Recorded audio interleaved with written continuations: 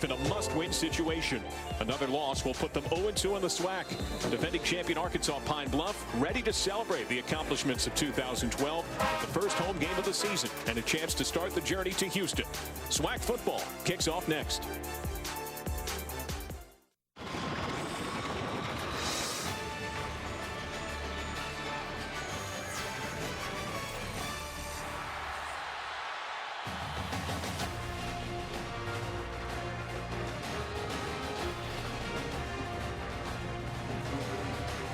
Welcome to ESPNU College Football Primetime, presented by McDonald's.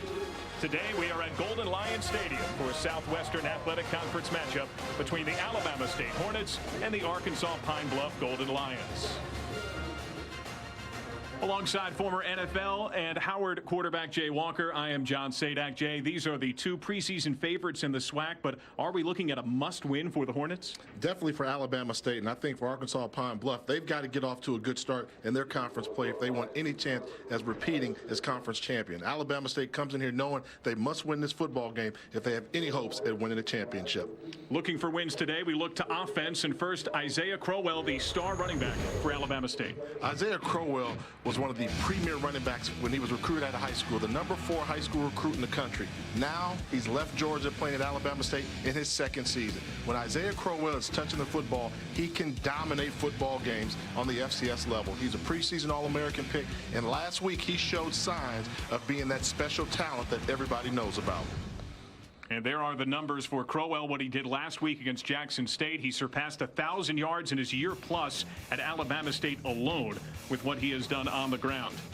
On the other side, though, the defending champs are led by their quarterback in Ben Anderson, who has yet to throw for 200 yards in a game, has yet to throw a TD, but he's the preseason conference player of the year. And Ben Anderson's going to play very well once conference play comes along. They've had tough matchups to start off their season, taking off McNeese State and Arkansas State. Those are games that are pretty good teams, highly elevated. But when Ben Anderson is running the offense, he's very hard to contain because of his mobility and his ability to release the football quickly and accurately. Ben Anderson is a special talent that's got NFL potential if everything goes right during the rest of his career. And Benjamin Anderson will not get a chance to see the ball just yet as Alabama State won the toss and elected to grab the football. Let's meet the head coaches. Reggie Barlow with Alabama State, a star wide receiver, kick returner. Coaching at his alma mater, he's turned down NFL offers from Mike Shanahan with the Broncos and Jim Harbaugh with the 49ers. His counterpart has NFL pedigree as well. Monte Coleman, the Pine-Bluff native, did not play football in high school, played one game, broke his elbow, walked on at Central Arkansas, and then won 3 Super Bowls with the Washington Redskins. So here are the return men for Alabama State, Jarrett Neely and Miles Everett. And we're ready for the kick. The two preseason SWAC favorites, each in search of win number 1. Tyler Strickland's kick into the end zone. This one run out by Miles Everett. Everett has a seam sideline and gets to just beyond the 30, so some prime field position for this Alabama State offense.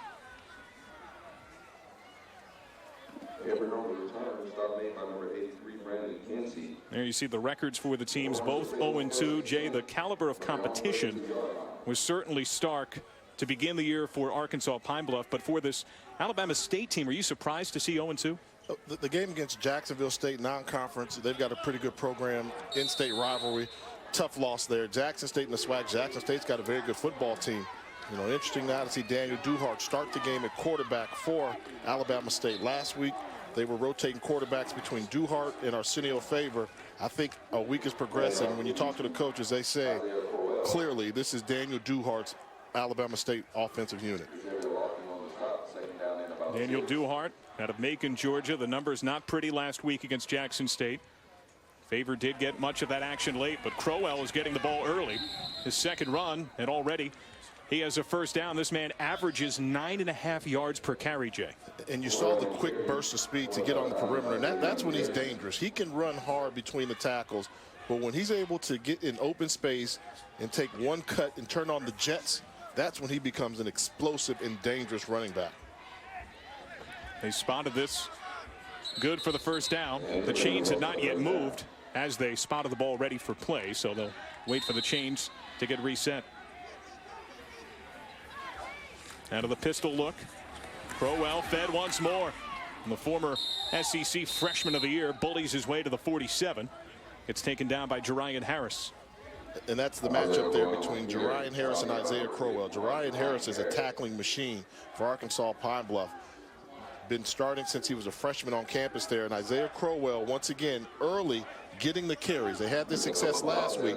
The question is going to be, can he maintain it throughout the football game? And they set up the play fake, the keeper for Duhart, who's not really a runner. He replaces Greg Jenkins, who was more of a dual threat kind of a quarterback. Xavier Lofton on that takedown. That's good for a first. Duhart not as athletic as Greg Jenkins, but more of a game manager. Has the ability to make the right decision. You saw on that last play, it was a zone read. The defense collapsed on Isaiah Crowell. He called his own number and picked up the first down. It's now in enemy territory. Some penetration, and Crowell goes down to the backfield. They brought the pressure there, and right up the gut, everything gave way. Well, big loss here, and you almost think they were going to run a replay using Crowell as a decoy, giving him the ball in the read. There was a wide receiver that was coming around the end, Earl Lucas Jr., but tripped up. Not able to get the execution on that play for the big loss. It was Joel Green, the junior college transfer out of East LA Community College. A load up, deep ball, and an open man. And that's caught for a first down and more, but the ball pops free. Fumble recovered by Arkansas Pine-Bluff. Demario Bell brought it in. But just as soon as he had it, it was pop free, and TQ Mims, the free safety, who would have been the strong safety if Ryan Shaw was eligible. He's known as a hitter. Was right there on the spot. Bell makes the catch and the reception, but good tackling in the secondary to force the fumble. Huge play as TQ Mims comes up with the football. Tough start for Demario Bell. A week ago, he dropped 4 passes outright. They thought it was just a one-game thing. They wanted him to get his confidence back because he's the best wide receiver for Alabama State, the coaches believe, and now he makes the great catch, gets open, puts the ball on the ground. Tough start for the Hornets. Giovanni Harvey knocked it loose. And a flag on the snap for Ben Anderson.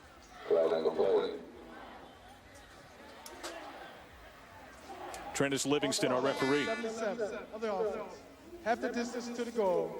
First down. That goes on Mikhail Carter, who is at left tackle. And he's trying to fill some big shoes, while Ben Anderson has a bit of a resume to live up to his own. He's the preseason Offensive Player of the Year in the SWAC. Yeah, and he was a quarterback of the year last year in the SWAC conference. And Ben Anderson's a guy that he brings excitement to the game. He's your traditional quarterback, and that he sits in the pocket and he makes all the throws, and most of them are deep throws. Flushed, forced to run, slides and gets some positive yardage, and a flag flies as he was dropped around the 14-yard line. Courtney Berry laid the lick. Edward Mosley had the penetration that flushed him out.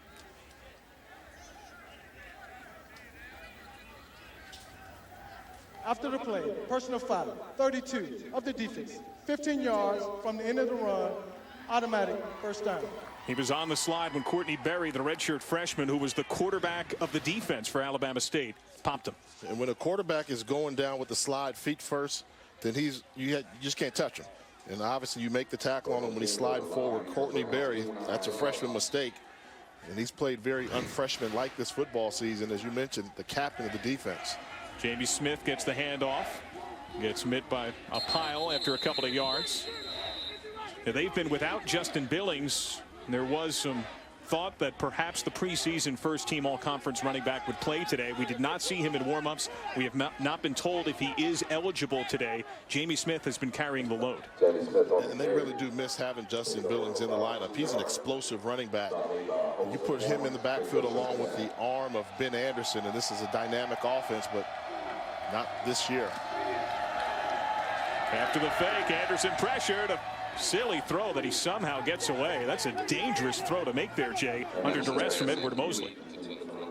Should have made the decision to get rid of the football quicker, but the pressure was there being applied by number 99, Edward Mosley. He goes for the pump fake, gets a hand on him, and he just has enough arm strength to get the ball not only close to the receiver, but across the line of scrimmage. Edward Mosley, the motor guy, according to defensive coordinator Kevin Ramsey. Guy that he thinks could have 10 sacks this year. Already has 1. Some pressure shown. They rush 4. Another flush job by Mosley, but this one gets off and gets dropped by Jamie Smith. That still would have been 5 yards short of the first. Mosley and Justin Mitchell got to the backfield. The offensive line for Arkansas Pine-Bluff really struggling with just a 4-man rush. Edward Mosley again beating his man off the edge, forcing Anderson to leave the pocket. And the incomplete pass. That's something to watch out for. They've got to figure out a way. If you can't block the front 4 for Alabama State, it becomes a long day. Flag on the field. That came well before snap. After the play, personal foul, number 96 of the defense, throwing the elbow, 15 yards, automatic first down. That goes on Derek Billups, who's one of their playmakers at defensive tackle. 2 15-yard penalties in this drive for Alabama State on defense. Hurting their cause here, and you can't afford to make those type of mistakes. Those are mental errors. Hitting the quarterback late, throwing an elbow. Those are mental errors. And when you're on the road trying to win a conference football game on the road, you have to be mentally sharp. And right now the Hornets are not. And Reggie Barlow and his staff said that Billups was the leader up front on that defensive line. So with new life, more pressure, but Anderson can make plays with his feet. Nice job to cut field and get a yard out of what was extreme duress. There's going to be a huge problem right now. One thing that Arkansas Pine-Bluff likes to do is go 5 wides with an empty backfield, but they can't protect. I mean, they are struggling at that right tackle position. You see Edward Mosley again beat Trayvon Reagan off the ball. They're having big issues at that position right now for Arkansas Pine-Bluff. Jamie Smith once more and gets nothing. The swarming defensive pressure has been there. And Alabama State, under first-year DC Kevin Ramsey, is trying to employ his 212 boiling point defense, which is normally heavy pressure. They don't have to bring numbers, though, to get that pressure. They don't have to. This is not your traditional Alabama State defense. They like to blitz 50 to 60% of the time, but if your front 4 can get there, they're just as content playing zone coverage, putting an extra defender back into pass coverage. 3rd down and 9.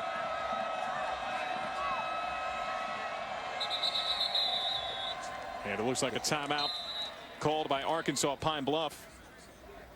And so as they take a TO, we'll take one too. We have a scoreless game. The preseason favorites in the SWAC on ESPNU. Whoa, what do you got there? Berry pomegranate Mio. Do I just squirt a little? Scoreless game. Welcome back. Opening quarter. Arkansas Pine-Bluff facing a 3rd down and 9 out of a called timeout. Anderson, pocket holding this time. Surveys his options, knocked down. That was telegraphed the entire way and read beautifully. A leaping knockdown by Nick Martin, who's the sensational cover corner for Alabama State.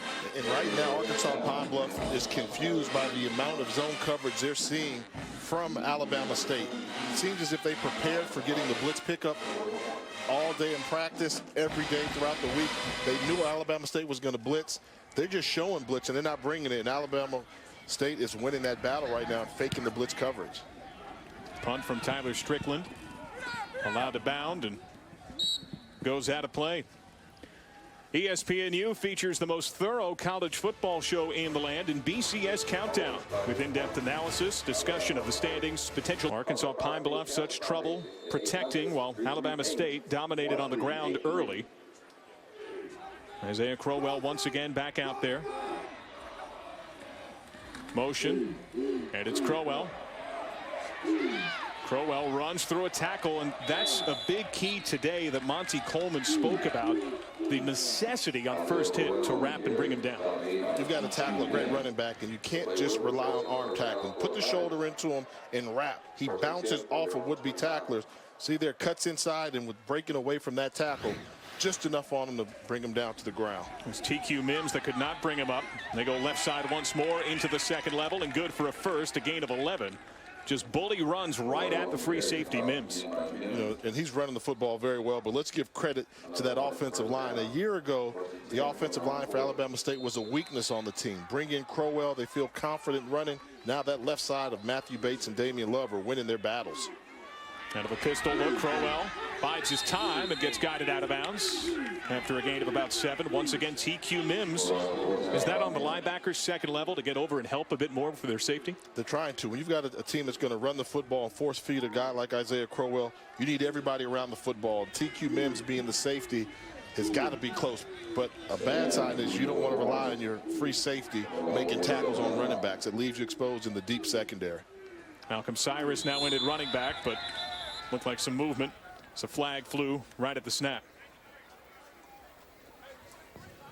Offside, defense, number 93, 5-yard penalty. Remain, actually, first down. So it'll be a first down since it was just 2nd and 3. It goes on Troy Goss, the junior at D tackle, a veteran kid who brings leadership, according to the staff. And that's what you don't want. You're right in front of the football. You can see it when the ball snaps. That's the one position where you don't expect to see an offsides call from a defensive tackle when the ball's right in front of him.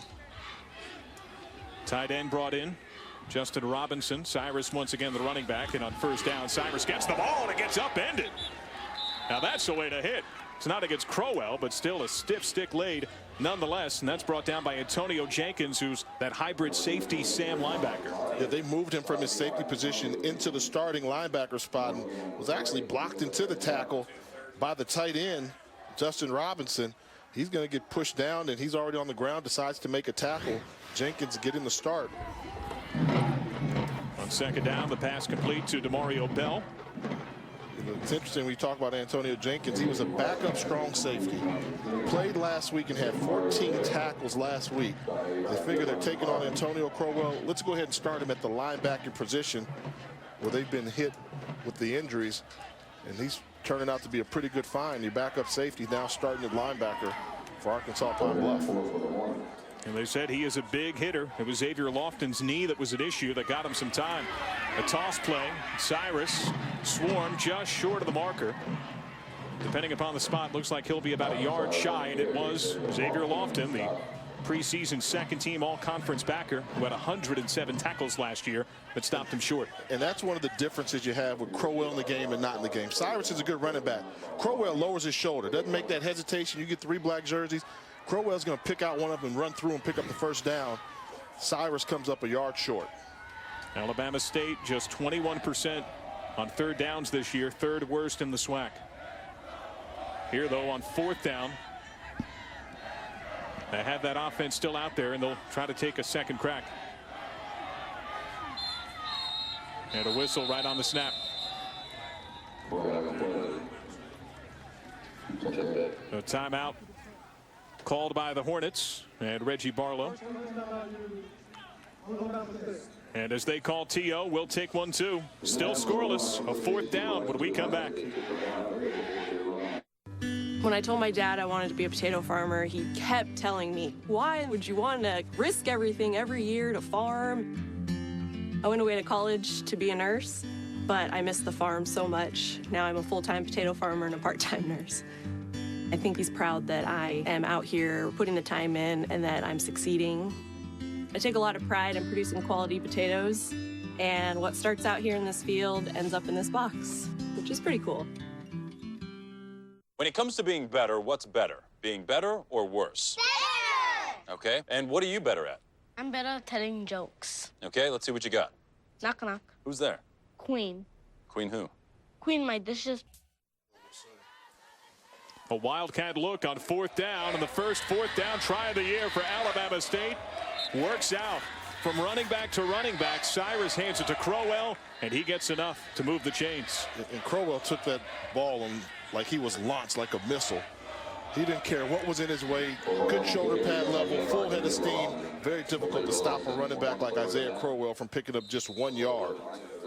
He now has 8 of the team's 11 rushes, picking up 37 yards in the process. Another handoff to Crowell. Crowell hit much better by the swarming Pine-Bluff pressure. After a gain of about a yard, Antonio Jenkins was in there once more. And this is where Crowell has to be careful. You know, I mean, being honest, the reputation is he's got a little bit of a temper, that he can become a hothead at times. Other teams know who you are. They're going to try and get underneath your skin At this stage in your career, you should know if a guy makes a good hit on you and he says something to you, get up, go back into the huddle, and beat him on the next play. There's no point in just getting into shouting matches on the football field if you're Isaiah Crowell. You see the distribution of run and pass. This one a pass to Earl Lucas, and going to lose yardage here. Dropped for a loss of a couple, taken down by Antonio Jenkins, who's been all over the field of late. I mean, Jenkins earned the playing time, and we see why early. He's going to find the football, and he's going to make the solid tackles that you need. Undersized to be playing the linebacker position, but it's all pure heart and determination. If you're inside in the trenches trying to make a tackle, give me heart over physical prowess any day. It's Duhart, the quarterback. Doesn't see a ton of options, so he tucks and runs. And Duhart, with a block to help him out, goes out of bounds after getting the first. That'll be a gain of 17 yards. Take a look at Duhart. Plenty of time to throw the football. Misses a tight end open in the middle, but decides to call his own number. Able to run and pick up the first down easily, untouched. DeMario Bell helped him out with the block, but it was still a ways away from his line out of bounds. And once again, it'll be a two running back look. Cyrus and Crowell takes the snap, fakes the handoff and keeps, and ankle tackled. Only gets about a yard or so. Whoa. Antonio Jenkins once again back there along with Troy Goss. I mean, if Goss doesn't trip up Crowell, he's off to the races. He saw daylight. Watch the crease open up right here. This is where he's going. Just missed it. He would have gotten to the outside, and there would have been nobody to make the tackle on Isaiah Crowell. That's a touchdown-saving tackle by Jenkins. So Crowell now on the sidelines. Stu Hart's back at QB. Handoff to Cyrus. Doesn't have much, but waits for the seam to open and gets a yard or so. Sean Robeson, the senior out of Fort Smith, Arkansas, was one of the stars in the SWAC title game. Had a sack and knocked down a pass. Deflected a 43-yard field goal in that game as well. In the red zone and third down. 0 for 1 on third down so far. The little flick, Earl Lucas, touchdown. Duhart's pass complete to number 7, Earl Lucas. Touchdown. Great play call by offensive coordinator Fred Keiss. Realizing that everybody was going to come from the rush from the defensive line. Allows the penetration to get close to the quarterback. Look how many black jerseys you see getting close to the quarterback, thinking they were going to get a sack. Slip screen to Earl Lucas, the wide receiver. Perfect call, great execution. Arizona State transfer Bobby Wenzig converts the extra point. Alabama State has now converted in 6 of 7 red zone opportunities. That was just the third TD. Earl Lucas for 6 on ESPNU. Pass complete to number 7. ESPNU College Football Primetime is presented by McDonald's. I'm loving it. Oh, that looks yummy. Could I step aside, Jay? You got this for a little bit? Go ahead. They got the seasoning salt on there. That's college football. College football weather in the SWAC. It's all about the tailgate, baby, and some football and some ribs and some touchdowns. Well, we do have a TD. The ribs we're waiting on. It's Bobby Wenzig's kick. Jonathan Johnson slipping out of a tackle but losing some yards. Multiple flags. And brought down at around the 12-yard line. Johnson out to about the 11-yard line.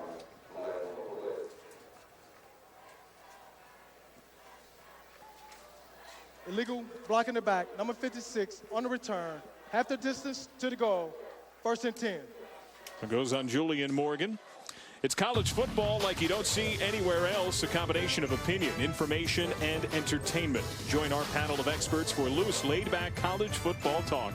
College Football Daily, Monday at 1 on ESPNU. Also live on Watch ESPN. Well, it's a one-score game, Jay Walker, but total yardage favors Alabama State 139-13 at this point. And outside of the penalties, the Alabama State defense has been perfect with their execution of their game plan. A run on first down. Jamie Smith doesn't get a whole lot. Arkansas Pine-Bluff hasn't gotten any pass completions just yet. There's been a lot of duress in the backfield. 9 sacks were had by opposing teams in the first 2 games. And there you see the comparison of Duhart to Anderson, 0 for 3. Now, which one of those quarterbacks is supposed to be the SWAC Offensive Player of the Year? Is it Duhart? No, it's Anderson. That's why those numbers are so shocking. SWAC Player of the Year yet to complete a pass just so far in this football game. Jamie Smith, no gain. Darius Washington, the Western Kentucky transfers, team leading 22nd tackle. It's all about mascots, too, college football. 3rd down, it means pass time. 3rd downs this year, 6 of 25 entering today, 101st in the country for the Golden Lions. Watch the matchup right here. They've not been able to block Edward Mosley all game. Let's see if they've made any adjustments.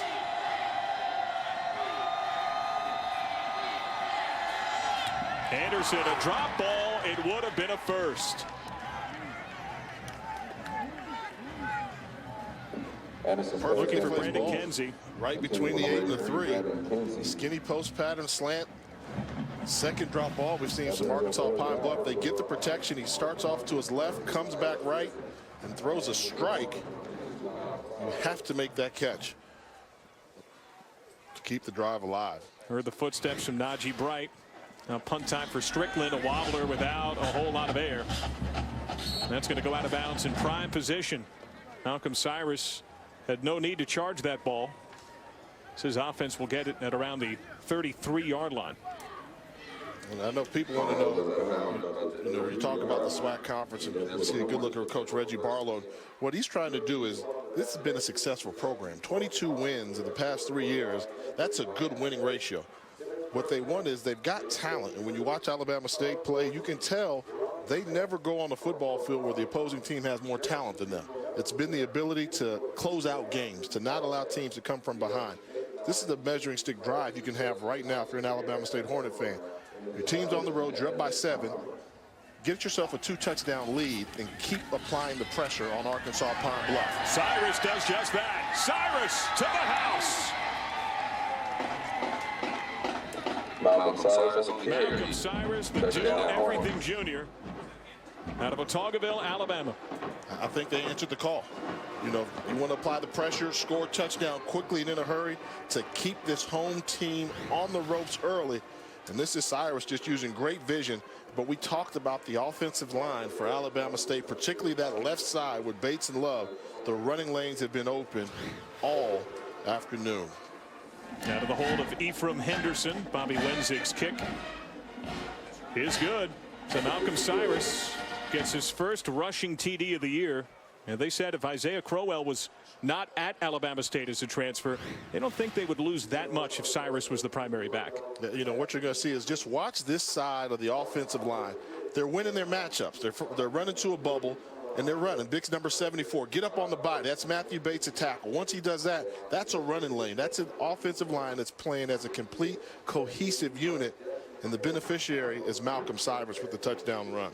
You know, Matt Bates, who's known as a great athlete for his size, planned on walking on at Alabama after the 2009 championship year. Had academic problems, though.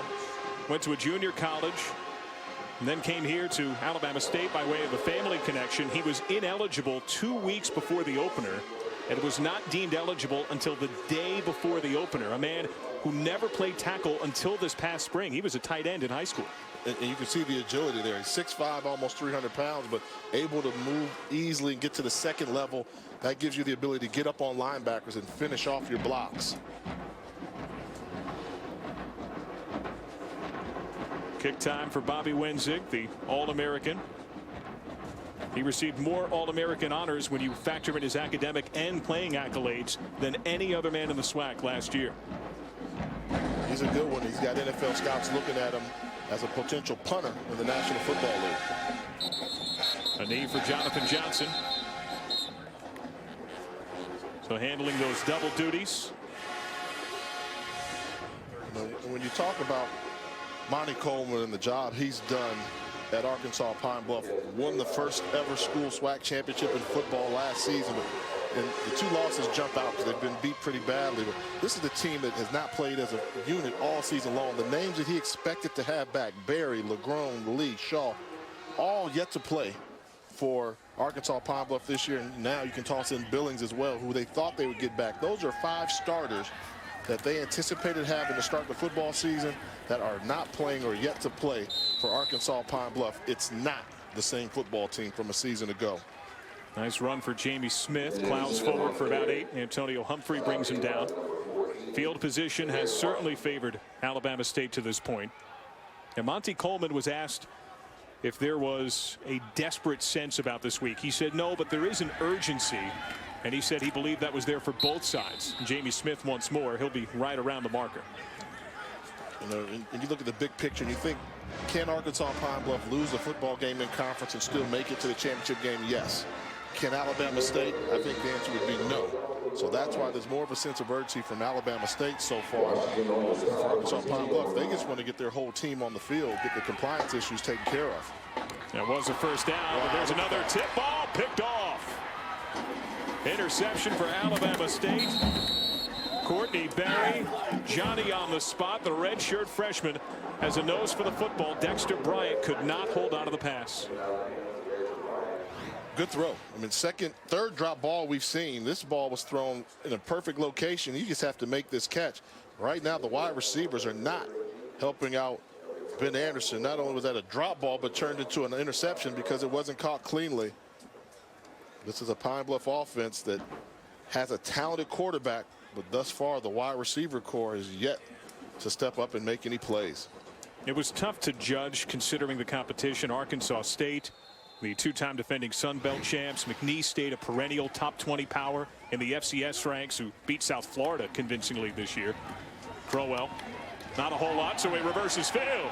Gets some help and gets a score. Run, young man, run. What did Coach Coleman say the key was with Crowell? Tackling, solid tackling. If you have an opportunity to make the tackle and you don't make that tackle at initial contact right now, you've got to stuff him, make that tackle, wrap up. Instead, he's able to turn on the speed, get to the outside. You're not going to win a foot rush against Isaiah Crowell. Gallops for 25 there. He's got 4.4 speed. He got a block from DeMario Bell to help him out. Another point after from Bobby Wenzig. True once more. This Alabama State team given some prime position and blessed with one of the best, and not just the SWAC, not just the FCS. He's one of the best running backs in college football, right? And what I like about him is we know he's got the speed. Yes, he's a dominating running back, and those are numbers, and that's going to say he's one of the best in football. But when you watch him in person, initial contact doesn't bring him down. He's able to get from 0 to 60 in 2 steps right away. So that's the explosive speed he's got. Isaiah Crowell is very difficult to bring down. He's what you would call an offensive weapon if you've got him on your team. And NFL scouts are starting to pay attention to Isaiah Crowell again. Now the question becomes, is he going to do all the other little things required to be a great running back? You're blocking, because if you show the same effort blocking as you do running, coaches love that. Scouts love that. At times we've seen him take a couple plays off on blocking, but it seems like he's starting to play focus. And right now, he's clearly the best football player on this field we're watching. He has taken over. You saw that graphic earlier. 3 snaps, 21.76 yards in that span. Andre Mitchell from his own end zone. Mitchell bobbing and weaving, but not for a whole lot. Dropped it around the 17.5. Or excuse me, around the 13-yard line. And right now, Pine-Bluff has to answer some questions. I know they just want desperately to get out of this first quarter, their first quarter in SWAC play this year. But everybody wanted to know, is Pine-Bluff going to be any good? And because of the games you mentioned that they played earlier, they didn't play anybody that was a level competition playing field. Right now, this Arkansas Pine-Bluff team looks like they're going to be in trouble in the 2013 campaign if they can't figure out a way to right this ship quickly. Ben Anderson can only do so much off the play fake. Gets on the edge. Gets the ball away. Big time pressure brought once more. Courtney Berry back there. I think the difference for Arkansas Pine-Bluff is they really are missing Teron Armstead. their offensive lineman, their tackle who played for them a season ago. Right now, you can have a great quarterback and some good runners, but if you can't protect them and you can't block, you're not going to have a successful offensive unit. And that's what Arkansas Pine-Bluff seems to me like they're really lacking this season. The offensive line with 2 new starters in there is a huge question mark for the Golden Lions. They've still yet to complete a pass. Anderson 0 for 6. They only rush 4.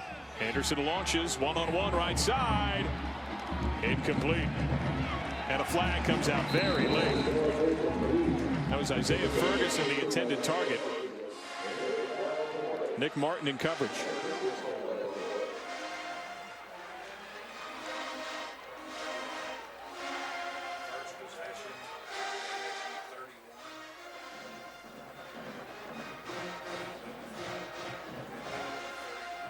Trennis Livingston is our referee. There's been some laundry today. Last year, there were 30 penalties in this matchup for 287 yards. Wow. I think they're going to talk about this one.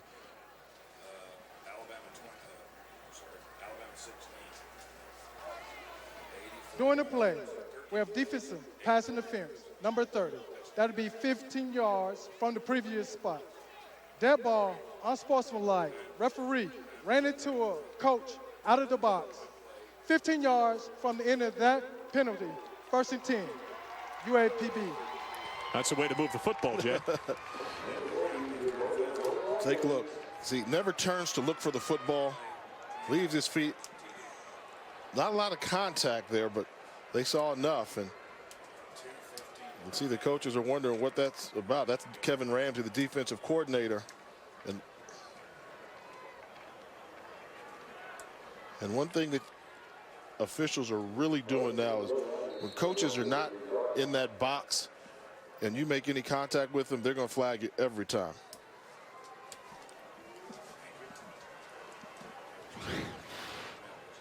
So 1st down. Off the play fake, on the edge. Another incompletion. That was a 1st down, but a drop ball. Cody Swain. This is how you draw up the play. 15-yard out, they move the pocket. It's just a simple throw and catch with the wide receiver. Perfect execution, perfectly thrown ball, dropped by Cody Swain. Has to be a frustrated man. And 6th-year head coach Monty Coleman.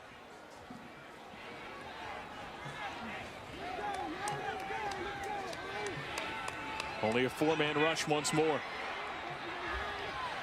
Anderson getting a block. Ankle tackled right around midfield. Nick Martin, the corner.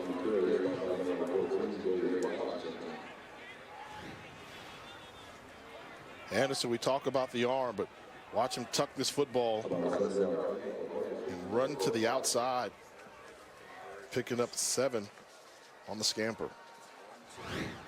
Is he getting some happy feet due to this pressure? It's only natural. It's only natural. And that, along with the fact that if he throws the football, the receivers probably aren't going to catch it the way the game's been going. But as a quarterback, you tend to want to take things in and handle it yourself. But he's got to stay with the game plan and rely on his teammates to make plays.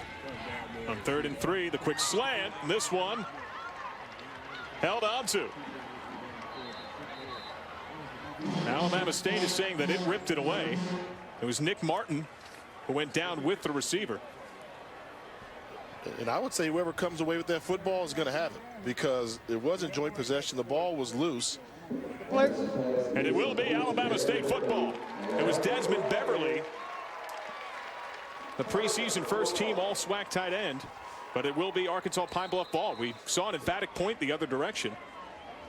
Yeah, I'm surprised you're not reviewing that. They get the snap off quickly, which I think is wise. Yeah, if you're Alabama State on this level, the SWAC and the MEAC allow instant replay coaches challenges. This ball's down low. We're going to see it never hit the ground. It's in between his legs, so at that point it should be whoever comes away with the football. that the figure 4 leg lock? It looks like it, and that looks like joint possession. And when you do have joint possession, the ball remains with the offense. So the officials got it right on the field. The initial hand signal, though, emphatically 3 times was Alabama State ball. Anderson, single coverage, clear, tug on the jersey. That was Najee Bright, the safety in coverage against Ladarius Eckwood.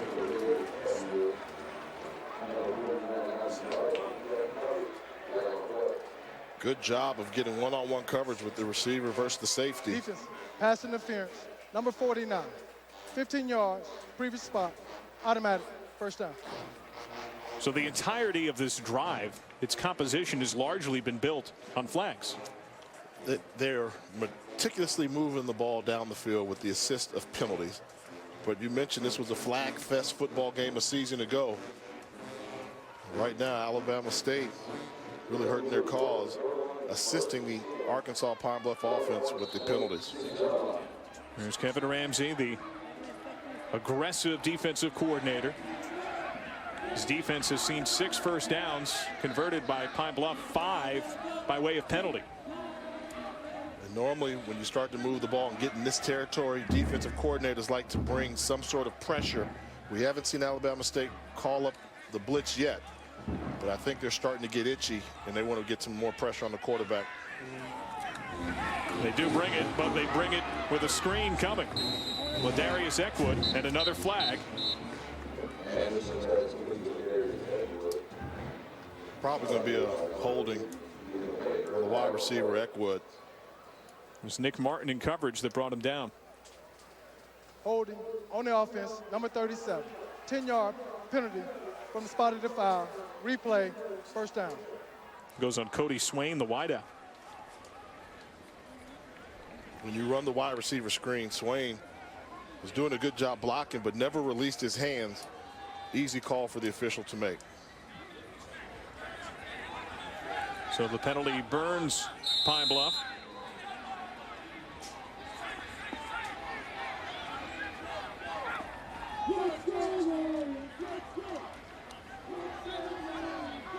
"15 seconds.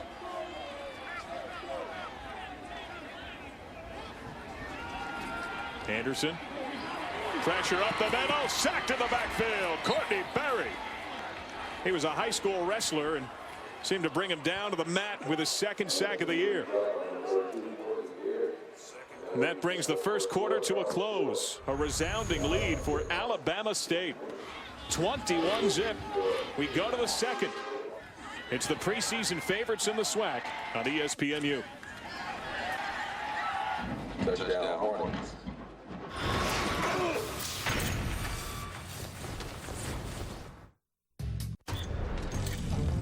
Ben Anderson of Arkansas Pine-Bluff is 2 for 9 passing. Drops have not helped. No help from the wide receiving core whatsoever. Perfectly thrown passes. He's not asking him to make great catches, just catch the ball. He's throwing great location with the passes, but that last one was intercepted. A frustrating day as a quarterback when you got to go over and get the tackling position because of a drop ball by your wide receiver. Here you see what they've done on the drive. 45 yards from penalties, 9 through 7 plays. 2nd down and 27, and big time pressure. Anderson dumps it off, incomplete. Nearly hooked up with Jamie Smith, the safety valve and running back, but the pressure that Alabama State has brought with just its defensive line has been enormous. I think that's surprising to Arkansas Pine-Bluff. Coming in, they weren't necessarily concerned about their offensive line blocking the defensive line. They were worried about all of the blitzes they anticipated seeing from the Hornet defense. Alabama State, no need to rely on the blitz when your front 4 can get the job done. Offensive coordinator Eric Dooley said that Ben Anderson needs more pocket patience.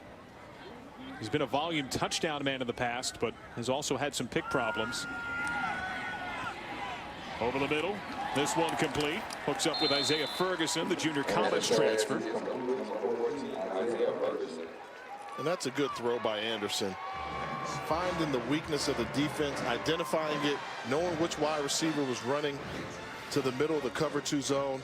You're going to see him. He knows where he wants to go with the football, right down the middle. Throws a strike. Caught by Isaiah Ferguson. We'll send down the kick unit. Tyler Strickland from 39. Snap was a little high, but the spot down clean, and the kick is no good. So Strickland, who's converted on a 39-yarder, has his first miss of the year, and his team still without a point. Could you pass the salt? Sure. Alabama State a 21-0 drubbing thus far of Arkansas Pine-Bluff. There's the offensive coordinator, Fred Keiss, longtime HBCU offensive coordinator. And here's a look at what his offense has done today. Great play selection with the wide receiver screen in anticipation of the heavy pass rush from Arkansas Pine-Bluff. Malcolm Cyrus, the backup running back to Isaiah Crowell, getting in the action. Then, oh yeah, Isaiah Crowell plays running back for Alabama State.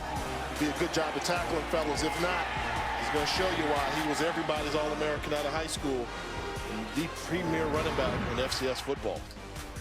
There you see what the Hornets have done. Had the fumble early, but since then, score. But look where they're starting. Great field position, but keep the pressure on. They got to keep scoring. If you've got a defense on the ropes, keep scoring. You never know how many points it's going to take. And once Ben Anderson and this Pine-Bluff offense heat up, they can score points in bunches as well.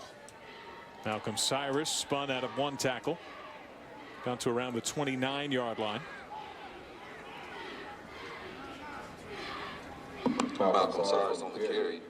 So second down and 3. Daniel Duhart, the redshirt sophomore to Macon, Georgia, hasn't had to do a whole lot. And the football off. This time, though, Cyrus greeted in the backfield by pressure from Antonio Jenkins.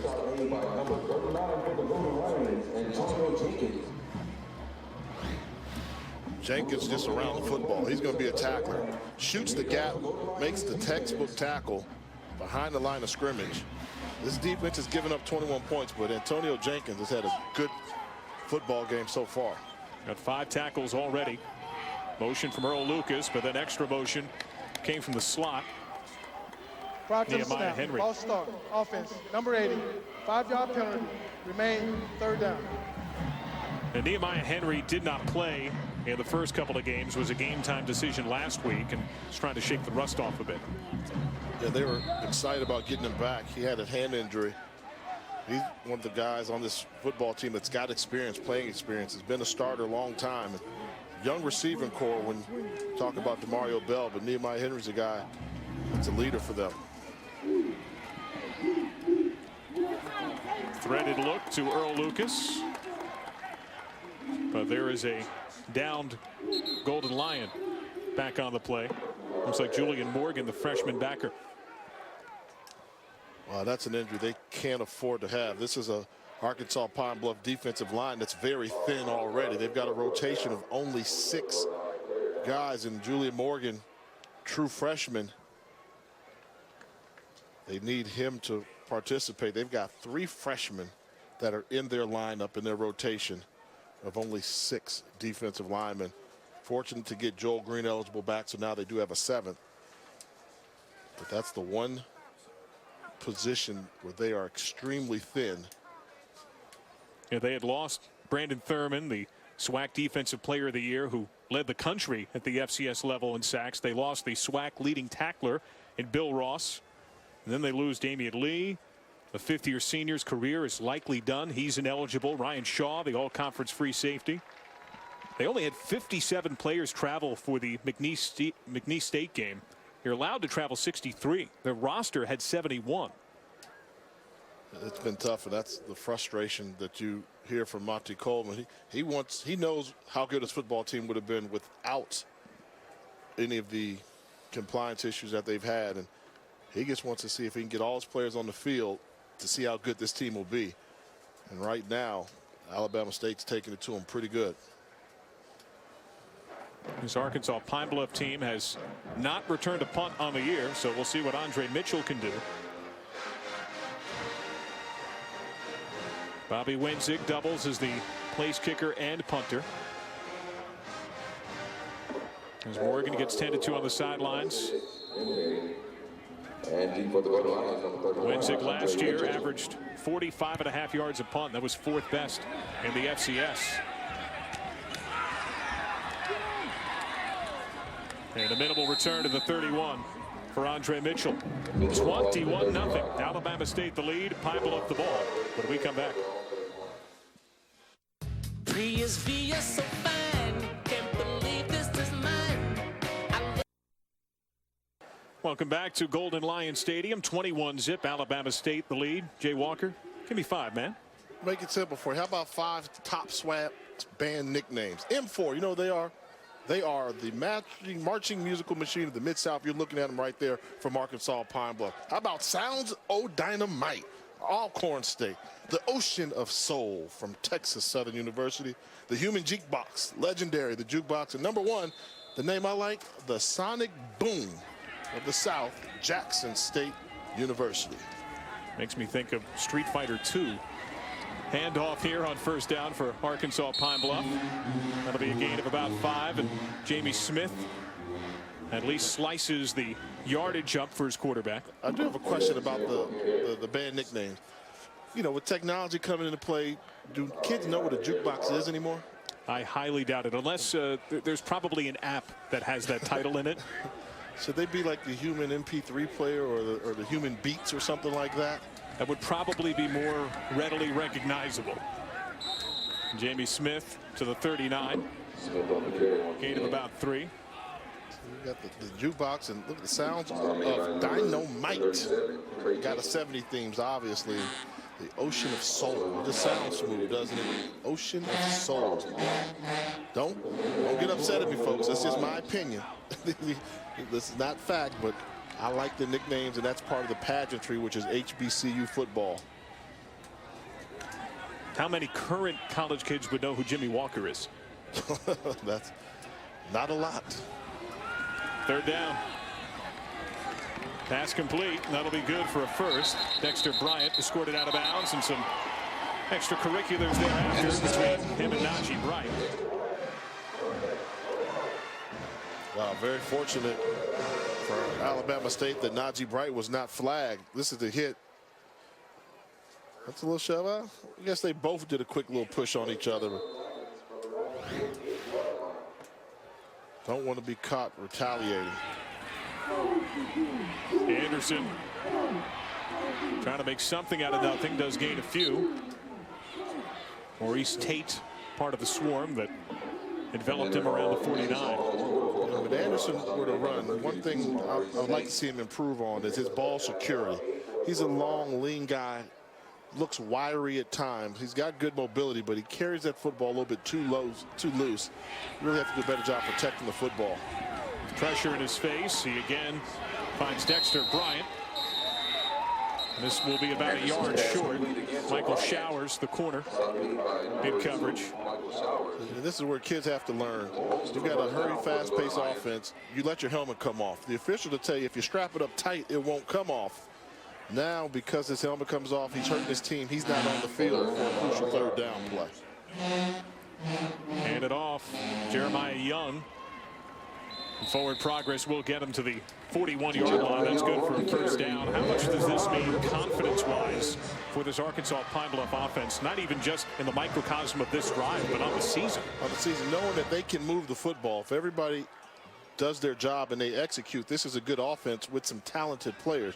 You've got good wide receivers in Eckwood and Beverly, a good quarterback. If they can shore up their protection on the offensive line, this can be an effective offensive unit. Play fake and another drop ball. The defense certainly bit. That was Eric Thomas who could not bring it in, the Louisiana Tech transfer. Yeah, this would have been a tough catch right here. A little pop pass thrown behind him with a lot of velocity. That would have been a great catch had Thomas been able to hold on.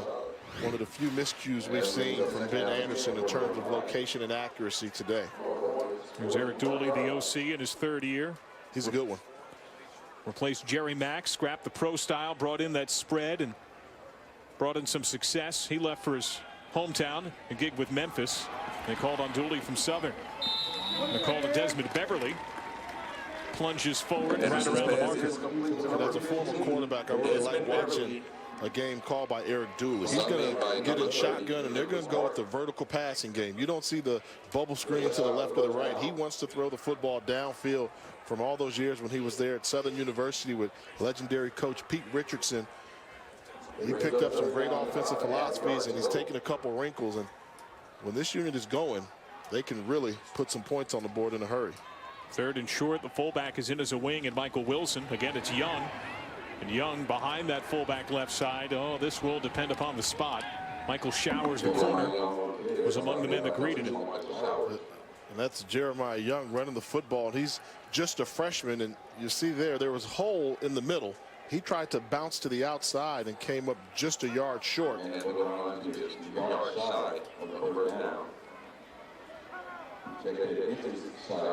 So with 4th down and well less than a yard, 3 backs behind Anderson. The hard cadence doesn't get a jump.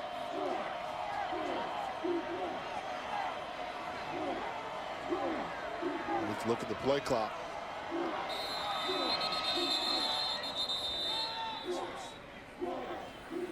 They call the timeout as that play clock was expiring. Timeout. Arkansas Pine-Bluff. 30 seconds. Timeout. Let's go back and talk about that run from Jeremiah Young. So often young running backs want to run to daylight. Well, on this run here, when Young gets the football, he's back here getting the football. This is the hole. All you need is 1 yard. If you can get into that hole, you can pick up the 1st down. Watch the decision.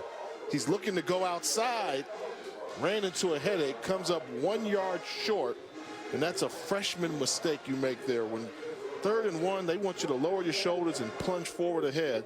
The hole was there. He just missed it. How much are they missing Justin Billings right now? Well, Justin Billings is a special player. I mean, he's not just a starting running back, and you have starting running backs all over the country. He's one of the best running backs in the conference when he's healthy. The ability to catch the ball out of the backfield, the ability to break long runs. He's their home run hitter. They miss Justin Billings immensely. Last year, he averaged 6 yards a carry. That was tops in the SWAC. On 4th down. Play fake. And they complete it. Goes out to Drayton Willis, the running back. Gets the 1st down and more. That's a great call, because when you watch Arkansas Pine-Bluff, they're famous for getting motion and flows on the outside with the power lead. In this case here, they just do a good job of getting him out into the flat. Once he's there, nobody to cover him. That's like stealing from a baby. Great play call. They're right outside of the red zone. Jamie Smith to around the 15, gain of a long 5.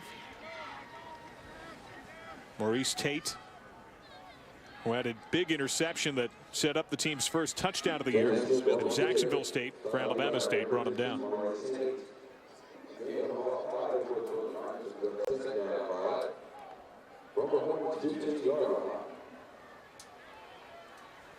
Second and 5 for Anderson, the redshirt junior out of Little Rock, Arkansas.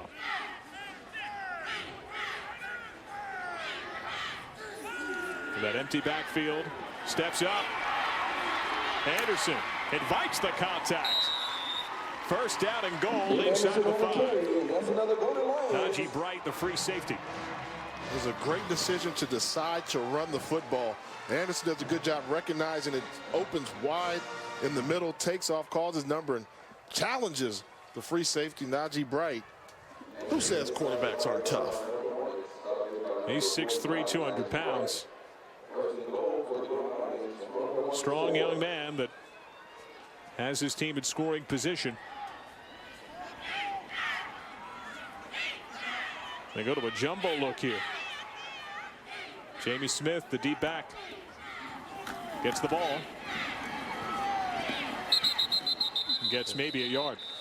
This is going to be interesting. I don't know if Arkansas Pine-Bluff is physical enough to line up in jumbo and pick up 4 yards down in the goal line situation versus Alabama State. I think you need to vacate that play selection, spread them out, and look for a crease. But I just don't know if you can force the run down in the goal line versus defensive unit. Is that a systemic effect of the drops and perhaps the lack of confidence in that pass game? You got to throw the ball at some point, right? You would think so, but if you can, offensive coordinators, they can run it down the goal line, they'd love to. But they're making the adjustment now, realizing we're probably not going to be able to force the run in the jumbo set, although they still want to run the football. So it'll be very conservative play selection on the second down. Timeout call. The play clock was about to expire. And as they take that timeout, we'll take one too. It's a 21-0 Alabama State lead, but Monty Coleman's club is inside the 5.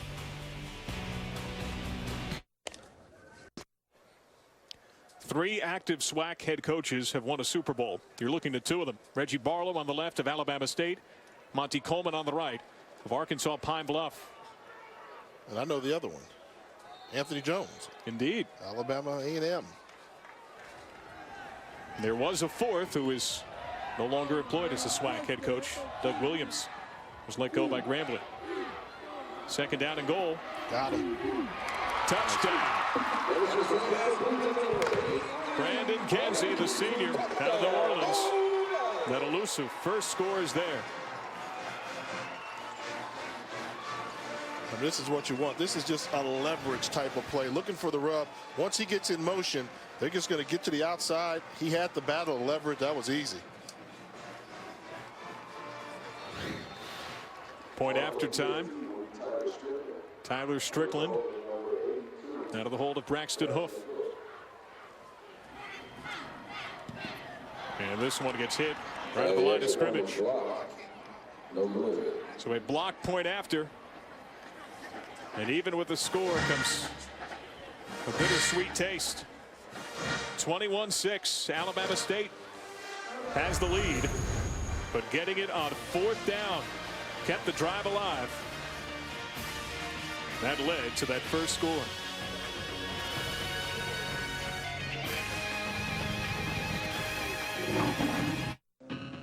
.com today. Welcome back to the flagship of the Delta. 21-6. Alabama State leads Arkansas Pine-Bluff, but the Golden Lions did get their first score of the game on a 14-play, 69-yard drive. It took 6 minutes and 6 seconds. Big 12-yard pass on a 4th and 1 at the Alabama State 32 kept it alive. But the extra point by Tyler Strickland was blocked. And that could be big. I know when you're down 21-0 and you score, doesn't seem like a lot, but that 1 point may come back and haunt them if they're fortunate enough to get back in this football game. Forces them to go for two, and when teams are forced to go for 2-point conversion, they start missing, then you fall behind more, and sometimes you need 2 touchdowns and a field goal to get back into it. Got away underneath on that ball. Jared Neely with blocks. Jared Neely stumbled down at around the 36-yard line. Let's take a look at that extra point. They've struggled. They've missed a field goal already. This was a low snap, so the holder had to bobble the ball. That disrupts the timing, but on an extra point, you can make that up easily, but the kicker oversteps by the football. No elevation on the kick. Not even close. That's when I mean, he's looking, and I know he wants a better snap. But as a field goal kicker, when it's just an extra point, you don't have to put your whole leg into it. You can wait until your guy, till your holder gets the ball down cleanly and just pooch it up there. But the timing really affected that extra point attempt. Remember Isaiah Crowell? He is still very much in this game. Haven't seen him for a while. But he gets over midfield to around the 44-yard line. And you'll see the initial contact, not going to bring him down. Ball starts off in the middle, cuts hard to the right, outruns an arm tackle, dances to the outside, little stiff arm. The first tackler is not going to bring down Isaiah Crowell. Duhart stepping up. And Duhart hit a bit as he went out of bounds by Jerian Harris.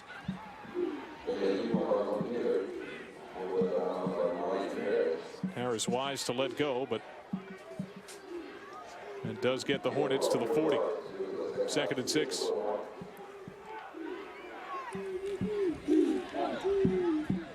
That pass complete to Marcus Gamble.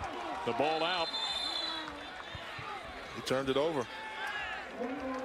And it is recovered by Pine-Bluff.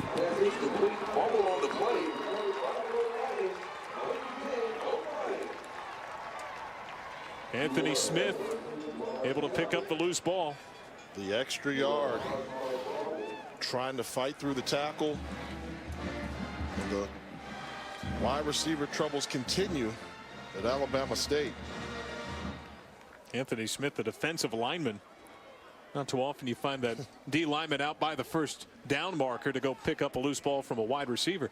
That's what you look for. That means he's got an engine. He's got a motor, playing sideline to sideline football. Just because the ball is past him, he was athletic and quick enough to get to the spot to get the fumble recovery. So Ben Anderson has the ball, has a score under his belt. Over the middle, pass complete to Dexter Bryant. Bryant ferociously brought down at around the 41-yard line. 5 minutes and change. Some timeouts have already been called.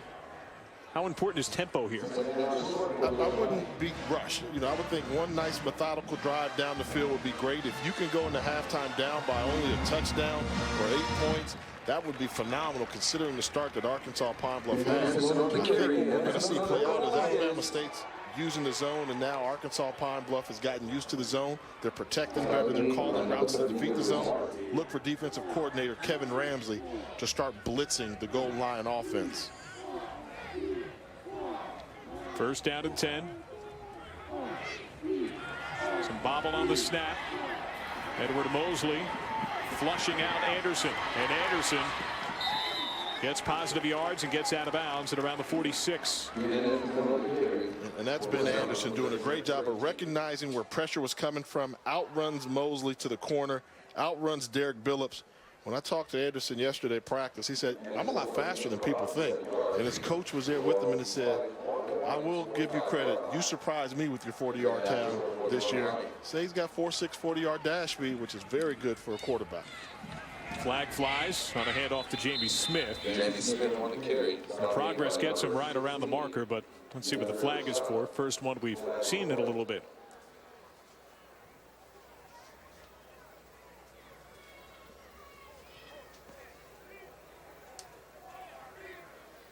Illegal formation. 5 men in the backfield. 5-yard penalty. Replay. Second down. Formation penalty. Arkansas Pine-Bluff best in the SWAC with 13 total penalties, the fewest in the league entering today. Ben Anderson started the game 0 for 7 with a pick. Since then he's 8 for 10 with that TD, 75 yards. And that 0 for 7 is tough because we showed the 4 drops that he had. So Ben Anderson's played a whale of a football game, just not getting much support from the wide receivers. Some tremendous pressure once more. Forward progress seemed to be stalled a little earlier than perhaps it could have been. Desmond Beverly was still churning forward a bit. But the band is getting ready. Ouch. Can you do that? Oh, no, not even in my prime, I couldn't come close. And don't know if I would want to do that. You could be a limbo champion, though, if you could do that. Third down. Comes the blitz. Caught for a first. In the red zone once more with 4 red jerseys around him. Isaiah Ferguson had 3 catches on the year entering today. He's got 2 biggies today. That one for 34 yards. Sooner or later, they're going to bring pressure. Pressure's coming from here and from here. Great job of recognizing the blitz coming. They see it. They attack the middle of the field. Big throw, and that was the look they've been waiting for all game. They finally got it, and they capitalized on the pressure. Jeremiah Young slogging through some pressure of his own. There were 2 different hitters that could not bring him down as he knifes to the 3. All of a sudden, the SWAC champions are starting to show some fight here at home in front of the crowd in Pine-Bluff. See if they can capitalize and finish off the drive. A yard would have been a first down. They only need 3 for a touchdown, and Young will get in. Jeremiah Young says, let's get it done here and now. The freshman out of Pine-Bluff, Arkansas. The freshman learning how to sense the end zone. Goes hard to his left, makes 1 cut, then downhill and into the end zone for the score. And carried in the 6'3", 260 Ed Mosley. alongside. Tyler Strickland has had an extra point blocked. It's Mosley that got a hand in there on that one. Again, the snap not clean. But this time the kick is true. And we got a ball game. The two preseason favorites in the SWAC, Alabama State, leapt out to that 3-score lead, but the host Golden Lions in their home opener showing some fight. And Alabama State fans have to be a little nervous in their loss last week to Jackson State. They jumped out to a 14-0 lead in the first quarter. Offense slowed down a little bit. Jackson State gained momentum. Now they jump up 21-0. Back-to-back scores by Arkansas Pine-Bluff, and now they find themselves in a football game when they were in command most of the first half. ESPNU features the most thorough college football show in the land in BCS Countdown, with in-depth analysis, discussion of the standings, potential impact of upcoming games, and interviews with college football coaches and players. You won't want to go anywhere else. BCS Countdown presented by Vizio, Monday at 6 on ESPN. That is something that Reggie Barlow has talked about, finishing, getting through all 4 quarters of play. While these two teams were each 0-2, they arrived there in very different fashions. The Hornets had lost 24-22 to Jacksonville State, 30-23 at Jackson State, while Arkansas Pine-Bluff had been blown out by 2 higher-level teams. Miles Everett on the return. Everett spun out of bounds just short of the 40. Some shoving thereafter on the sidelines. Some players have to be separated. Miles Everett on the return. And the advantage when you talk about the game that they've played thus far this year, on paper I'm thinking advantage Alabama State. They both are 0-2, but they've been in football games. Alabama State, 1 conference loss, so they can learn from that.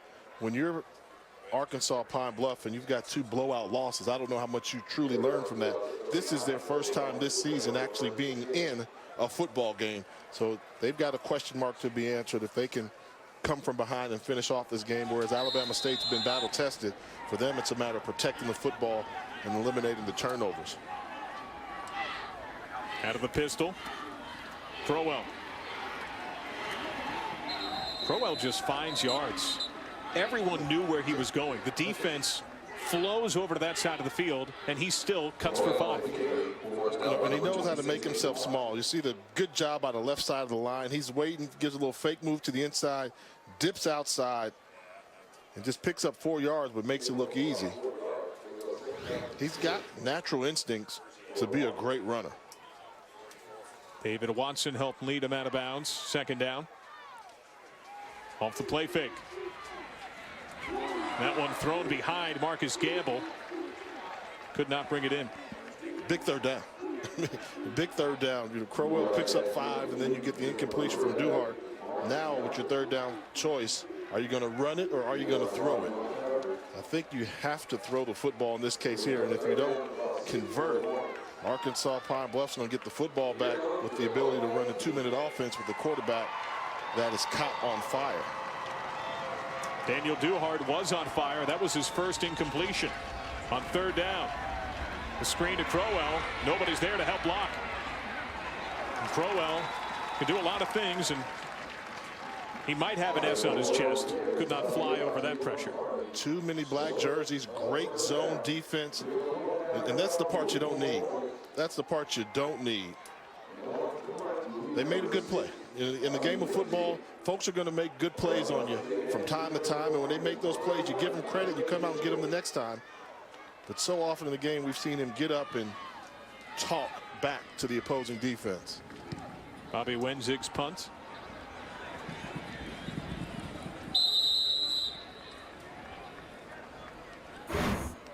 Take a look at what's going on in the SWAC. The championship game gone from the old gray lady. Say it ain't so. Leaving Birmingham, going indoors to Reliance Stadium in Houston.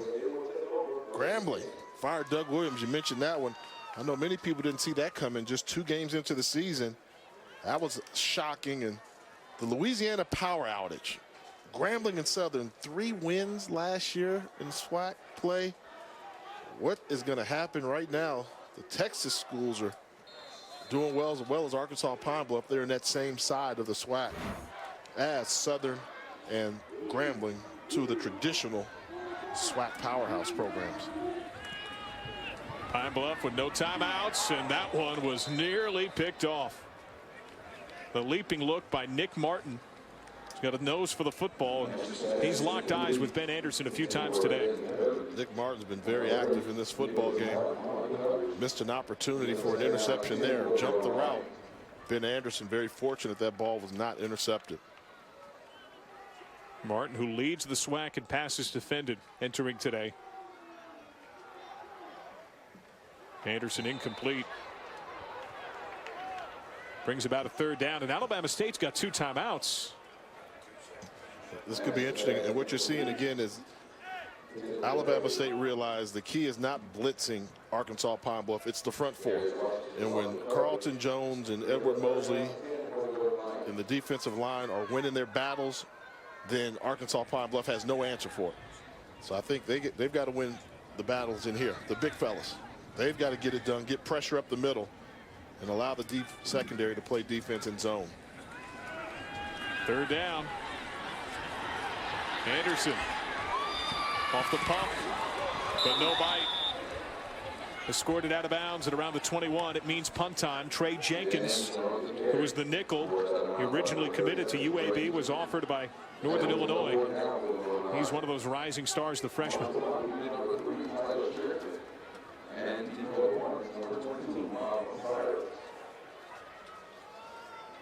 And Malcolm Cyrus, the return man, entered today averaging 15.5 on punt returns. Tyler Strickland gets it away cleanly. Good booming effort. Cyrus forced to backpedal, brings it in just inside of the 30. Cyrus hesitating. Pine-Bluff takes plumb advantage, spins him down right where he got it.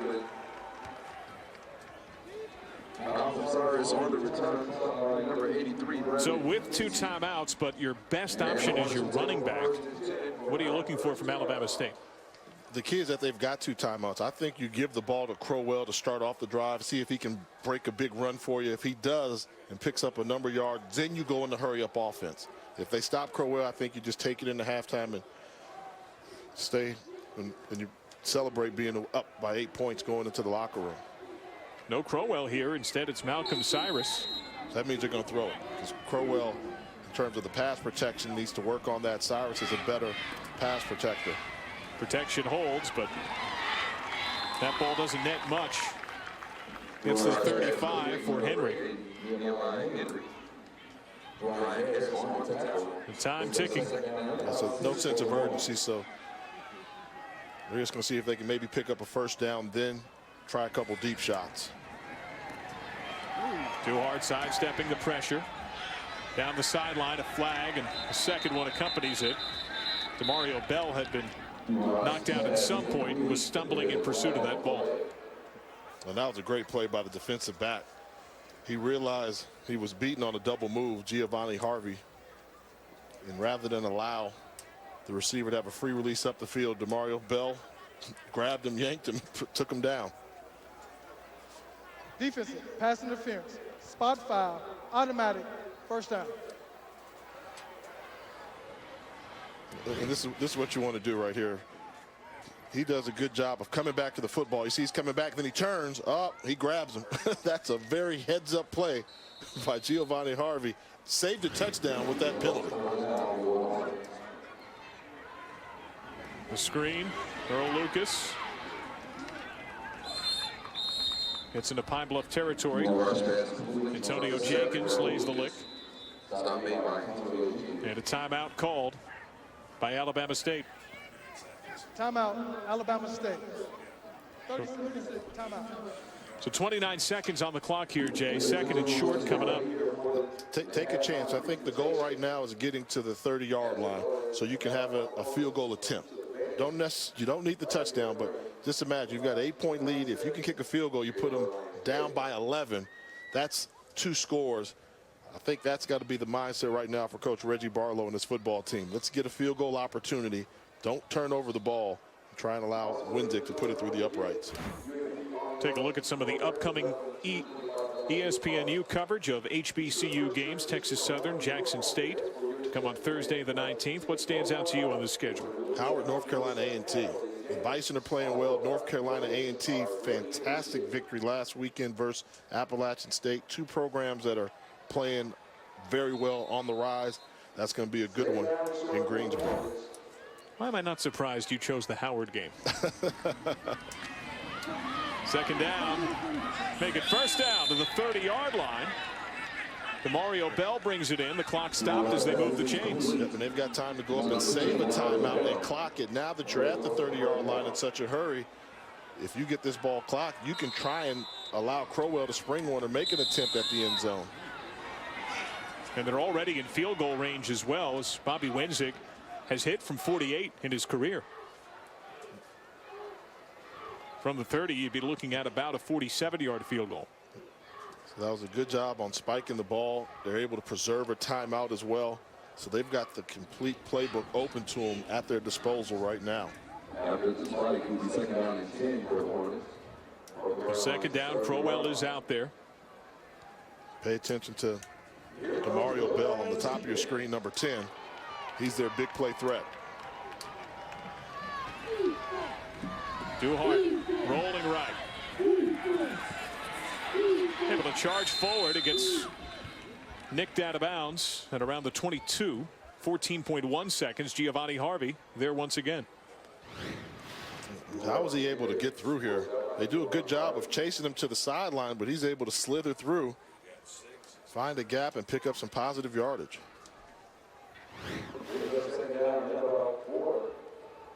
A third down here.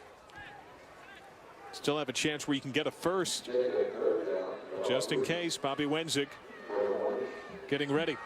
Overload down here to the bottom of your screen. 3 wide receivers. They've got the numbers. Duhart going for it all. Little too long for Marcus Gamble. David Watson, the closest man in coverage. And here comes the kick team. Worth it taking a shot into the end zone. Didn't get the touchdown, but good job by the offense getting Wenzig, their All-American kicker, a field goal opportunity. On his career, 27 of 44 with a long of 48. This year is 4 of 5 on field goals. This 41-yard attempt has plenty of leg. There's a reason that Bobby Wenzig is called the best kicker in the FCS. He converts 24-13 with 1 second on the clock. And that's big, having the 11-point edge. You put a team down by 2 scores, a 2-point conversion, a touchdown and a field goal. Lead seems pretty safe. He knew it right away. So Alabama State has already exceeded its top scoring output in any game this year. Scored 22 in the loss to Jacksonville State, 23 in the loss to Jackson State, 24 on the board on the road. We're still in the first half. But they're going to need to keep scoring. I mean, that's been their mantra. They score well in the first half, but teams make adjustments and they struggle in the second half. Be interesting to see the growth of this offensive unit by their second half production.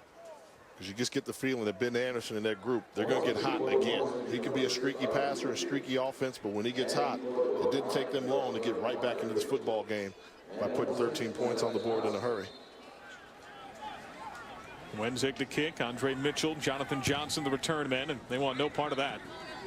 Drilled it to an up back. Just falls on the football. Surprised to see that, not try to bring it back. Take it in. It's been one of those halves for Arkansas Pine-Bluff. They want to get to the locker room and regroup. And so it's a 24-13 margin as we have hit halftime. We'll step aside when we come back. More coverage here on ESPNU, the preseason SWAC favorites.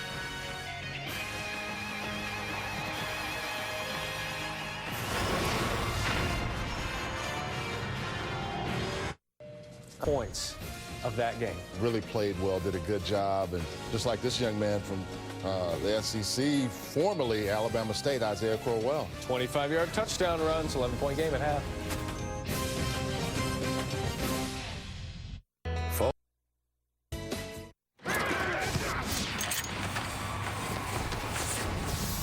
You are watching ESPNU College Football Primetime, presented by McDonald's.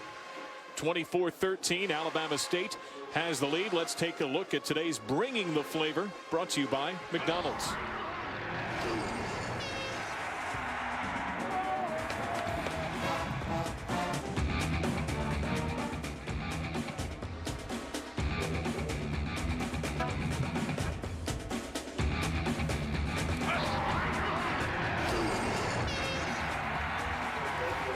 Jay, I don't often see you jealous, but I think there was a little reddish hue there during the course of some of the moves that were on display. Great halftime show by both bands. I'm not jealous of those drum majors with the knees. No. I don't need to be that flexible. Never needed to. I was a quarterback, remember? Running backs have to have that flexibility. And talking about the running backs with the flexibility, how about Isaiah Crowell? Over 100 yards already in this football game on 13 carries. He and Malcolm Cyrus did a good job of leading the ground attack for the Hornets. Malcolm Cyrus, the backup. Cyrus, 6 carries, 42 yards as well. Both these running backs are averaging 6.8 yards per carry. You can have a nice change of pace back like Malcolm Cyrus to go along with the explosiveness of Isaiah Crowell. Very effective run game on display here in Pine-Bluff. They were able to grind it out on the ground. Let's take a look at the numbers from the first half. Crowell with 90 yards rushing already.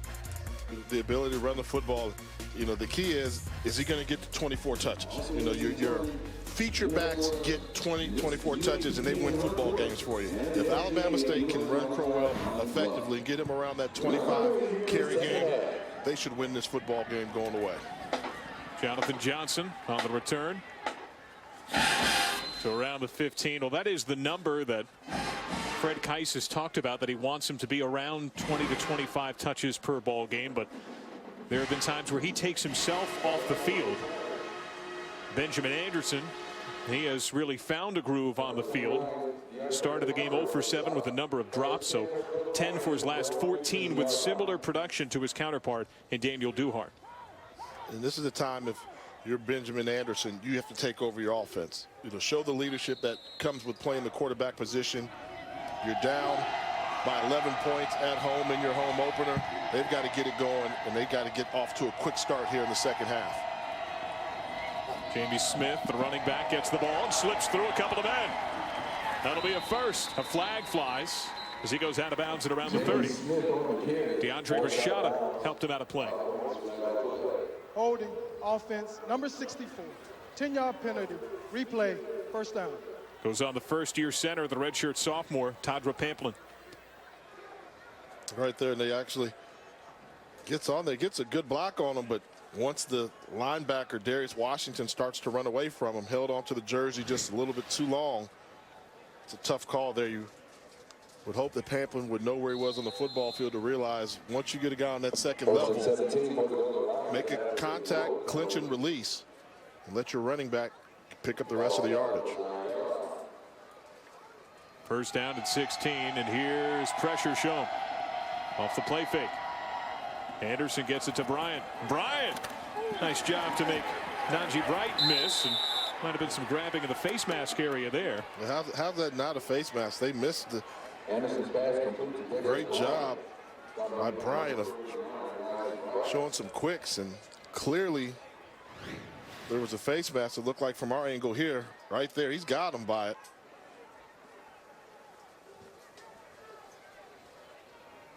Not once, but twice. Tapped it once and then grabbed it on the second time around. Missed that call by the official. After a gain of 8.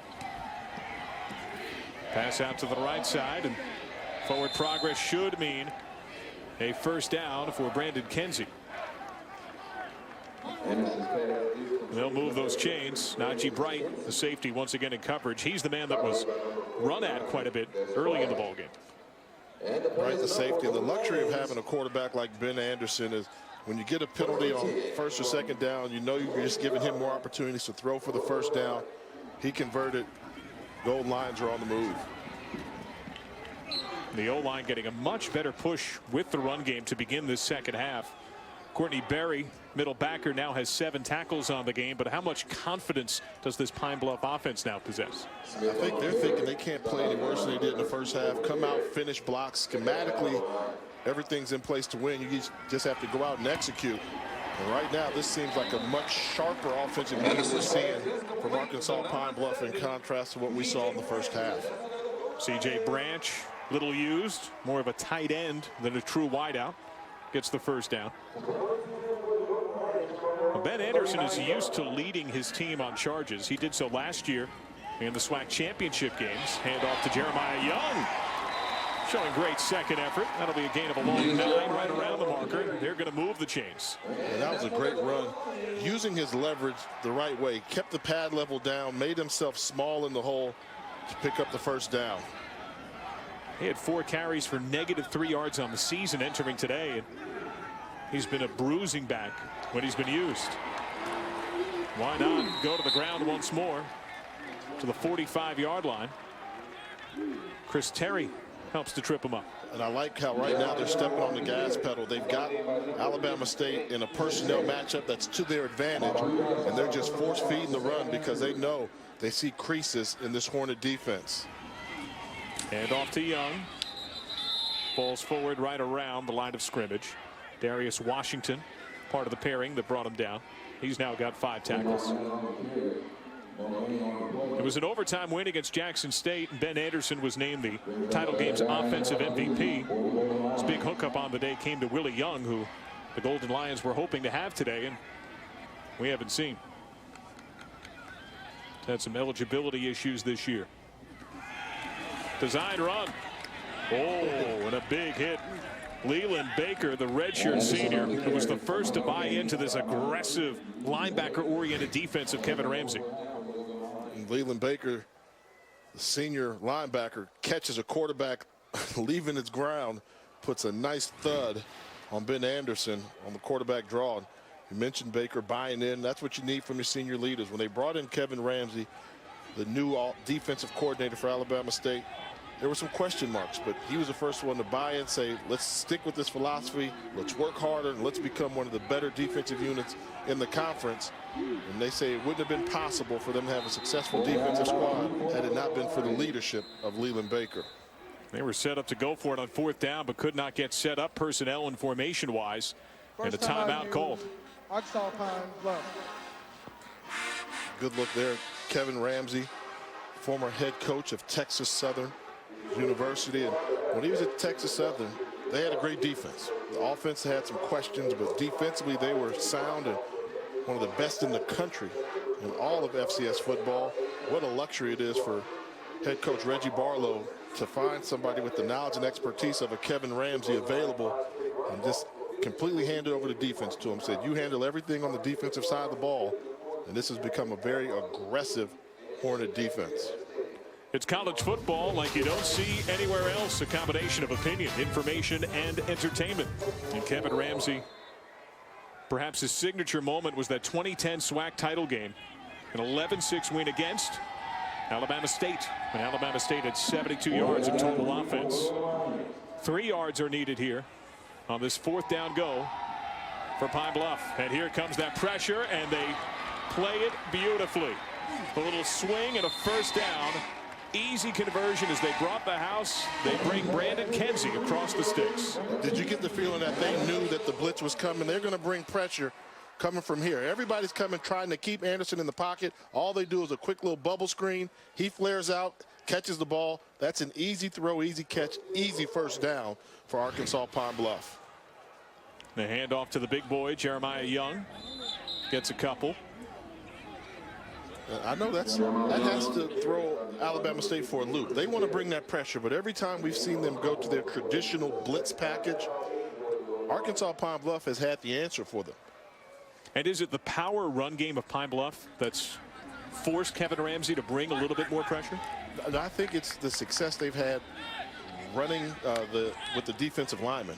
That says, well, if you got 4 defensive linemen, why am I blitzing? The whole purpose of a blitz is to force a quarterback to get uncomfortable or move out of the pocket. They've been able to do it with their front 4 for most of the football game. Jamie Smith zigzags a path. Gets to around the 26. Smith, and he's another freshman running back in there. They're doing running back by committee, trying to replace the absence of Justin Billings, who they assume they'll get at some point during this football season once they get through his compliance eligibility issues. But having two young freshmen that are pretty good. We've seen Jeremiah Young look good. We've seen just Jamie Smith get some carries. Empty 5 wide movement before the snap. Right around the line of scrimmage, that one off, and that one complete. Goes to Cody Swain, and that's good for a first down. Knowing where you are on the football field, just as he attacked the line of scrimmage, able to release the throw, pick up the first down in the air. They want to snap this ball quickly. Snap not totally clean. Design screen. Once again, it's Swain. Swain gets a few. Mark him officially at the 15. It's a gain of 3. What a great job by Ben Anderson of handling that high snap.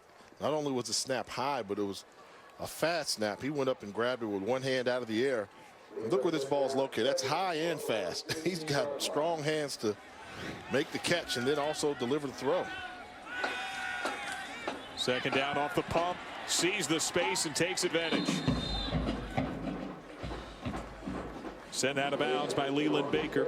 Yeah, Baker is one of the few returning starters. They're replacing 8 starters from last year. They have 1 back at each level. Jones on the line, Baker at backer, and then DeAndre Rashada, the only returnee in the secondary.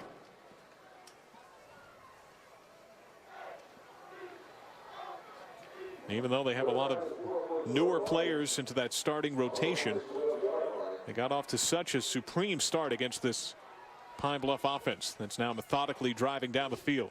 They show the blitz and they bring it. Anderson. Another screen. Jamie Smith, the running back. Courtney Berry and Rashada helped tackle him, and athletic trainers called for.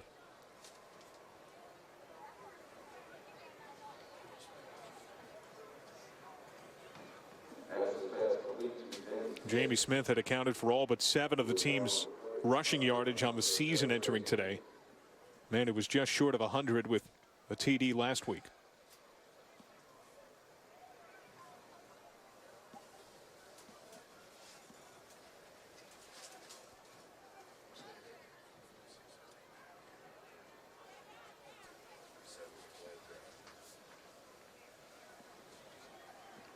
So as they tend to Jamie Smith, we'll step aside. 24-13. Prius Via so fine, can't believe this is mine. I love the way you got a hold on me. It makes me say whoa just to see how you go. Even if the moon is where I wanna be, you put the V in L-O-V-E. You got everything I need. The Prius V. Toyota, let's go places. X3 from your mobile phone to vote. Despite definitive field goal range, it's the offense that comes out on a 4th down and 2 for the host Arkansas Pine-Bluff Golden Lions. They have a down man in Jamie Smith, and it looks like we'll get a called timeout. First timeout used, Alabama State. 30-second timeout. Well, Jay, you were surprised to see the offense come out of the field. I wonder if Alabama State might have been surprised as well. Yeah, maybe so. I think on this part of the game, you're down by 11. You take the points and make it a touchdown in a 2-point conversion football game. Instead, they're choosing to go for it. I don't agree with the decision, but I'm in the booth. Well, give me 5, Jay. What do you have in your power rankings? I'm going to give you the top 5 HBCU football programs right now. On the bubble, Jackson State, very good football team. They could easily move up. They're on the rise. Arkansas Pine-Bluff started out the season high, but they got to win a football game. They're yet to win this year. Number 4, South Carolina State, Buddy Pugh. He's got those guys playing good football. Number 3, North Carolina A&T on the rise. They've jumped up. They were nowhere in the top 10. They're there. Number 2, Tennessee State. And number 1, Bethune-Cookman Wildcats winning as usual this football season. The lead against FIU last we heard on 4th down to the end zone. Touchdown. I like the call. I changed my mind right away. What a great move. Great job here. You're going to see they're going to get a release from the tight end. He's going to give him a double move, little good old-fashioned stick route that we call it, and he sold this nicely. Gets the release, watch a little dip to the outside, throw it into the crease. What a throw. What a wide open window. Great execution by Arkansas Pine-Bluff. C.J. Branch not used a whole lot, but had 2 big catches on that 16-play drive. They get the TD, the point after from Strickland. They get that too. So we're back to a 4-point game. A 24-20 margin on ESPNU. Let's see if we can get one past the defense. Hut, go! Here it comes. Where are the numbers? Boom! Get it, spin. Oh, nice hands! Check. Oh, good job, man. Nice. Okay, halftime. Now this is my favorite play. Oh, I'm wide open. I won't fumble. Don't want to fumble any of these. Share what you love with who you love. Kellogg's Frosted Flakes. It's up. And it's good. Good. They're great. No matter how long you date or how hard you work, Wrangler comes. We've been here before the last 2 weeks, you know, we've jumped out, we've showing good, we're winning, and then what? We let up. We can't let that happen now. We can't let that happen. We said this game was about playing fast, playing strong, and forcing our will on this team. We have to finish. We have to finish. Don't let these guys stay around with us now. Finish on 3. 1, 2, 3. Come on, let's go. Well, Reggie Barlow learned under a legend in Houston Markham. His team, remember, leapt out to a 21-0 lead, but finishing games has been his mantra for several weeks. And that's a coach that knows the pulse of his team, so he knows the job that's at hand. Can they go out there and execute the game plan? They started beautifully. They've done that several times. They've got to finish. And right now, Alabama State has to show up. They've got to show up. Too many times they've got doubt that creeps in their mind. It's important for them to finish, as he said, and that starts with having a good possession on their first possession in the second half. Tyler Strickland sending this one to Miles Everett to take a chance out of his end zone. Everett. Oh, the ball pops free, and Pine-Bluff pounces upon it.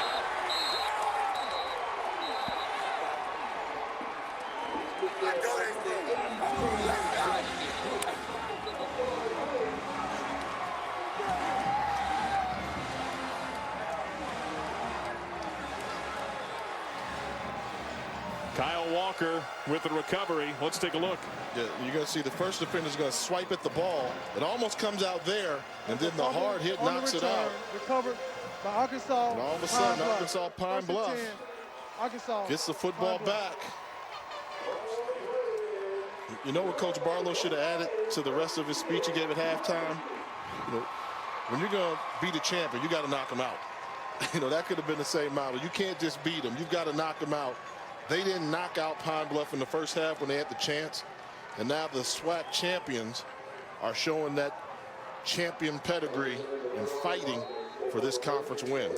Braxton Hoof, who is the holder on extra points and field goals, comes up with another big special teams play. He knocked that ball free. And the run by Jeremiah Young plunges for about 5. Things just got real interesting here in Pine-Bluff, Arkansas. You can tell that the Lions have increased the intensity, and I haven't seen the Hornets yet increase the intensity to match Arkansas Pine-Bluff. They're running the ball, getting 5 yards. Ben Anderson's throwing darts over the field. Hand it off, another big hole. Slipping through multiple hits, Jeremiah Young, the freshman. All of 6 foot 220, thunders inside of the 5 to the 3. Leland Baker, the first mortal that could finally slay that dragon. Wow, and what a great job here. Take a look at the spotlight here. This is going to be Kenny Eagle. Look what he does. He's an NFL prospect. Watch him seal that jab. Once he gets that seal block and stays on the block, that frees Jeremiah Young to almost score a touchdown. Great job by Kenny Eagle. First down and goal.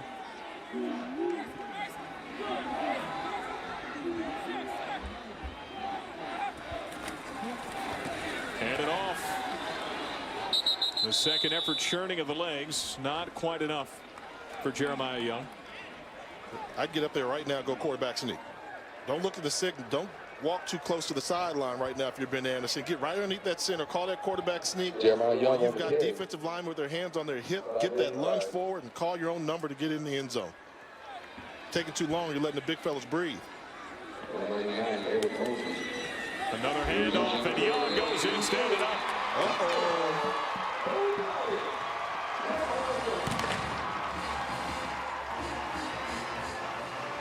Touchdown, Golden Lions from down 21-zip, their first lead of the day. Power football, found a crease, black jersey, staying on their blocks and finishing. And we've seen this young man, Jeremiah Young, mature before our eyes, becoming a touchdown scoring machine.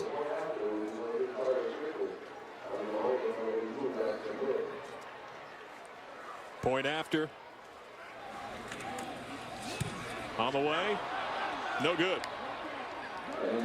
So a couple of missed extra points, one block, that one wide, 4 plays, 26 yards. Took 93 seconds, but it was 87. Miles Everett who had the ball popped free on the big hit by Braxton Hoof.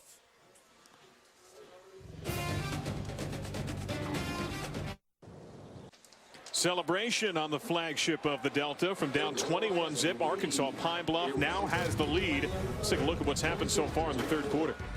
Ben Anderson got hot. Gutsy call on 4th down, rewarded with the touchdown strike to get him in the game. And then the special teams forcing the fumble. They recover, and the freshman, Jeremiah Young, takes it into the end zone. And all of a sudden, for the first time, the Golden Lions have the lead. Well, so far, Alabama State has not had the ball. It's been 20 plays to none in favor of Monty Coleman's Pine-Bluff squad. Time of possession, all 8 minutes and 24 seconds so far. But 2 missed extra points and a missed field goal for Tyler Strickland. He had the game winner in overtime in the SWAC title game last year. Hails from Grossmont College, which produced Brad DeLuiso, the former New York Giants kicker. It's had a bit of a tough day. Alabama State has the ball. Jarrett Neely. Neely makes sure to tuck that ball firmly against his hip. Gets some solid field position to the 30. The Alabama State team, though, the rally cry from their head coach, Reggie Barlow, was finish, finish, finish. Well, at this point, it's come back. They're now down. They need to come back, but a 2-point game, you can treat it like you heard some of the players in the locker room say. The score is 0-0. Now the 11-point lead has vanished, and it's now a deficit. But go back to the original game plan of running the football with Isaiah Crowell, particularly behind the left side of that line with Matthew Bates, Damian Love in the center, Edmund Davis. Crowell still finds a way to get about 4. Jerian Harris. Tackle total continues to tick up. Even when they get a read on Crowell, they still see him get 4 or 5 yards every time. They just keep dialing that up. If he's going to give you 4 yards until they give him a negative carry, you continue to give him the football. Get it out wide here, and Crowell just stretches it out and gets the first down. Tripped up by Antonio Jenkins. And he got up a little bit gimpy there. Wasn't a smooth tackle. Something of concern. Keep an eye on Crowell. So at the end of this run, it's kind of rolled up on that right leg a little bit. Screen. Earl Lucas spun out of play. I think one of the things that Arkansas Pine-Bluff has to do is borrow a page out of the Alabama State defensive playbook. They're so vanilla in their coverages. They come out, they play 4-3, they play cover 3 and man-to-man. Bring some pressure off the edge. Blitz some of those linebackers like they did just right there to disrupt the timing of this Alabama State offense. Malcolm Cyrus not allowed a lot of room thanks to the penetration for this Pine-Bluff team. For a long time, Monty Coleman was the DC, even when he was still the head coach, but told us the other day, Jay, he's not calling the plays quite as much anymore. Becoming more of a head coach, and he's evolved as a coach. On third down, incomplete.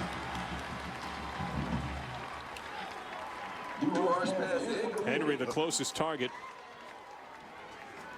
You know the bad thing for Alabama State and their fans? They've been here before.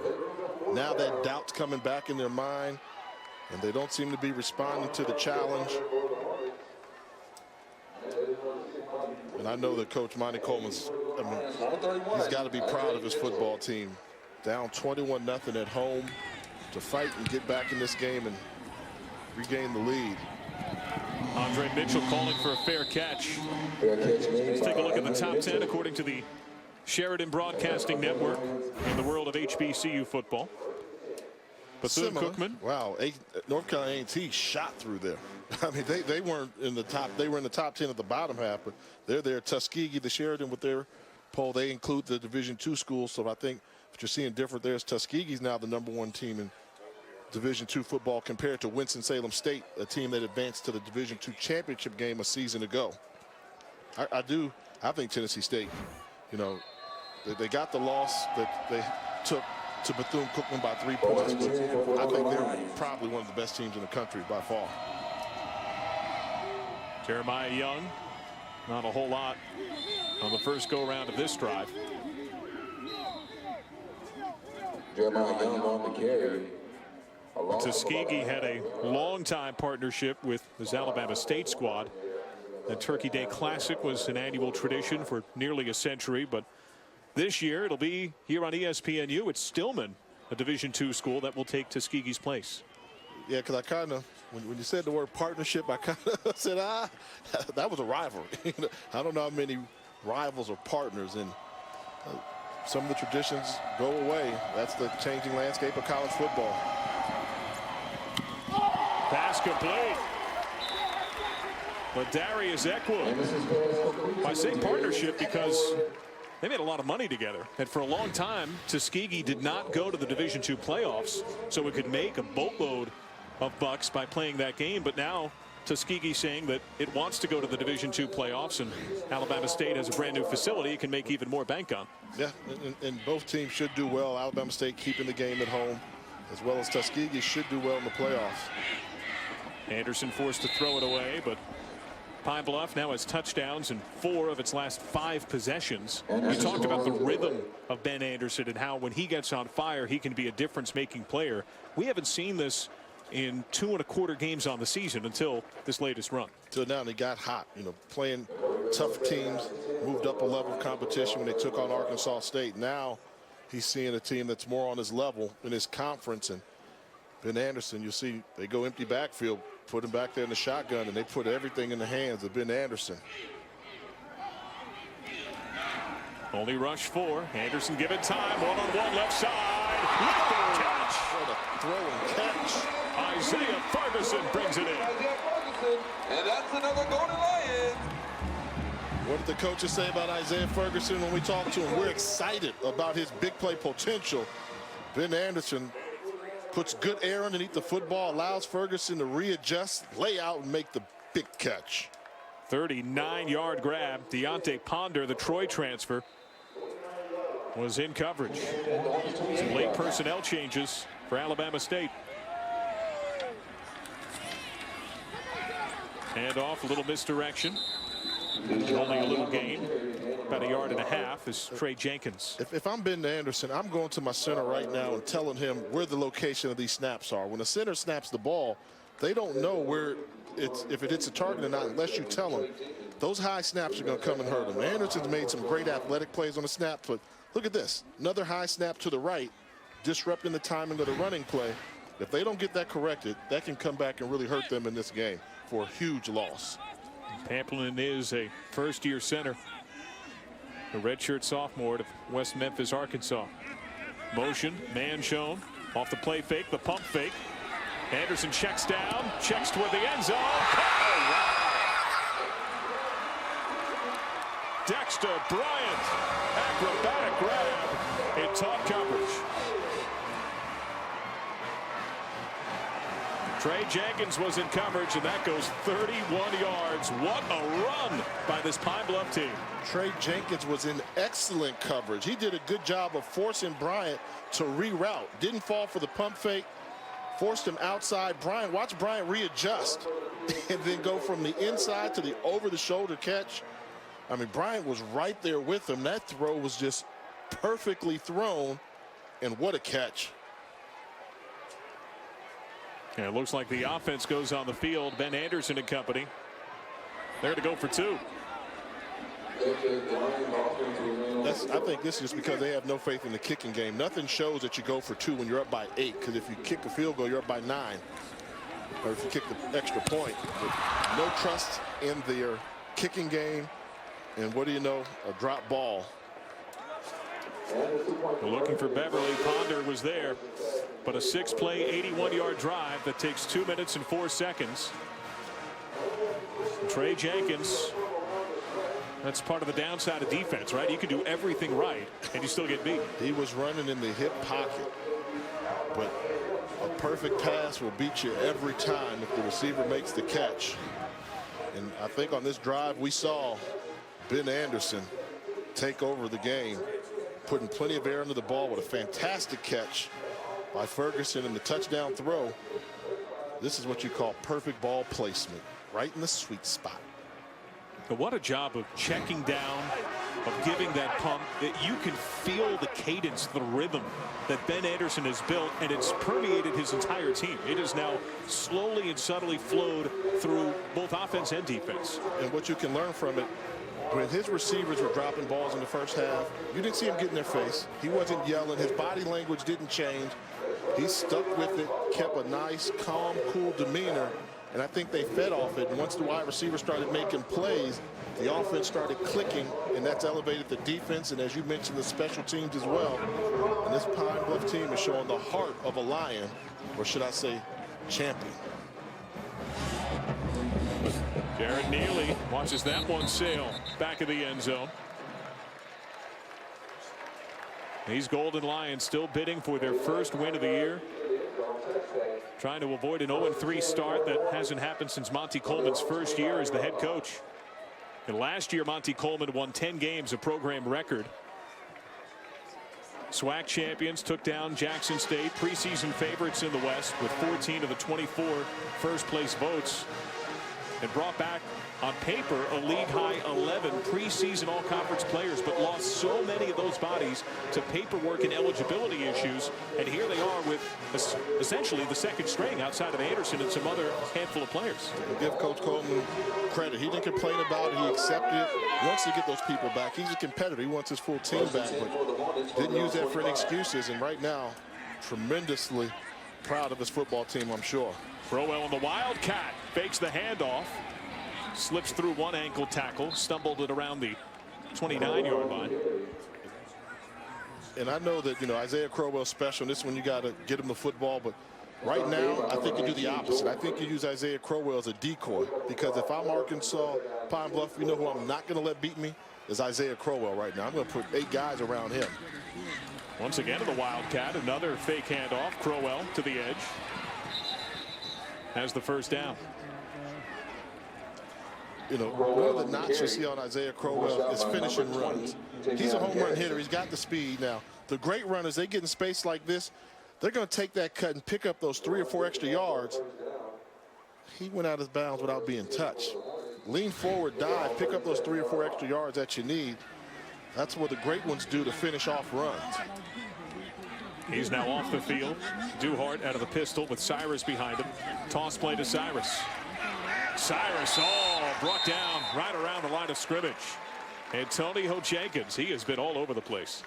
What a move by Coach Monty Coleman to put him into the starting lineup. Was a backup just a week ago, but saw on film the 14 tackles that he made in the game. And so far in this football game, he's been making tackle after tackle as well. They discovered a gem in Antonio Jenkins moving up to that linebacker position. Second down. Duhart. Pass complete. Justin Robinson went down very awkwardly. I hope he's okay. Wow, that left leg, his left leg got caught underneath him, and it seemed as if he was trying to get up, and his leg was pinned, and 3 black jerseys came trying to finish off the run. They couldn't tell if he was down. He looked like he was still up trying to run. You see him there. They come and get him from the backside. Ooh. He's an H-back type of tight end, the senior out of Grove Hill, Alabama, who the coaching staff thinks has a shot to play at the next level. That is difficult to watch.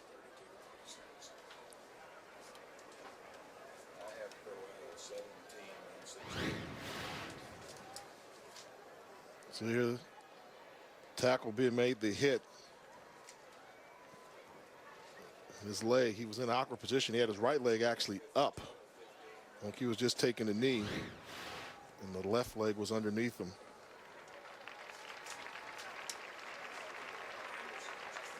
That's a football player, shrugs off the help. Says, I'm going to the sidelines my own.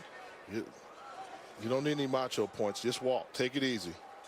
Get over to your sideline. Let your medical staff tell you what to do, what's best for you. His backup is a redshirt freshman, Brandon Barnes. 3rd down to come here. Trying to jump the gun a bit.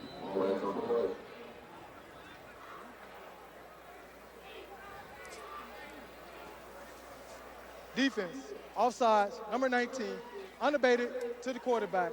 5-yard penalty, remain 3rd down. That's Joel Green, the junior college transfer out of East LA Community College. He's one of the bodies that the Golden Lions have gotten back. You can tell he was anxious to get to the quarterback. He's playing his first game of the season so far. Jumps offside. Was that enough for a 1st down? It will be. Was it 3rd and 4? I thought it was 3rd and 6. They got the chains moved. And Crowell is once again out there in a Wildcat look. No Duhon. Crowell just rips through 3 different men and has a 1st down himself.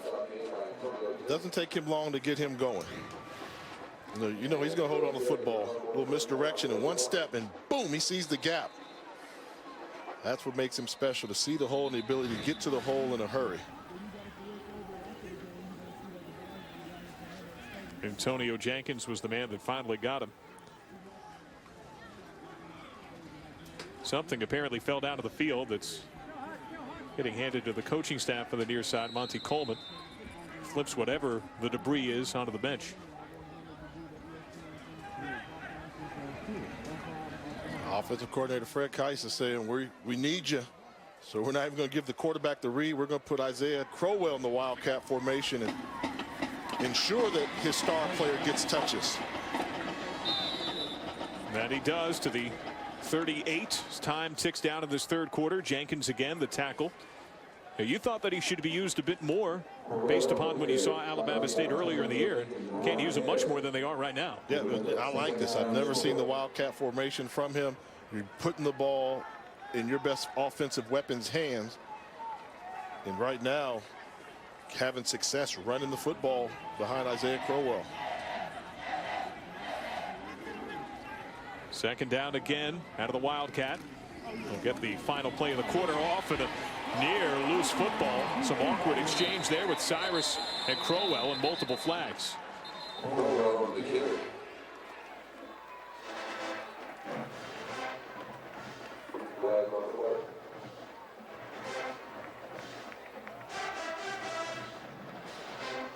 Holding on the offense, number 86, 10-yard penalty, on time down. And it goes on Wendell Archie, who's one of the backups at the tight end spot that would normally be held by Justin Robinson, who limped off the field not all that long ago.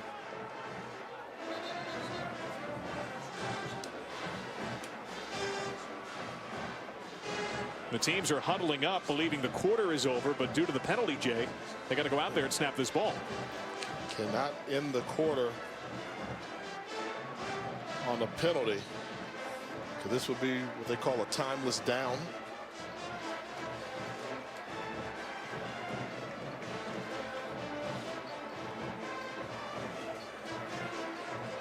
And Duhart is back out there, the QB.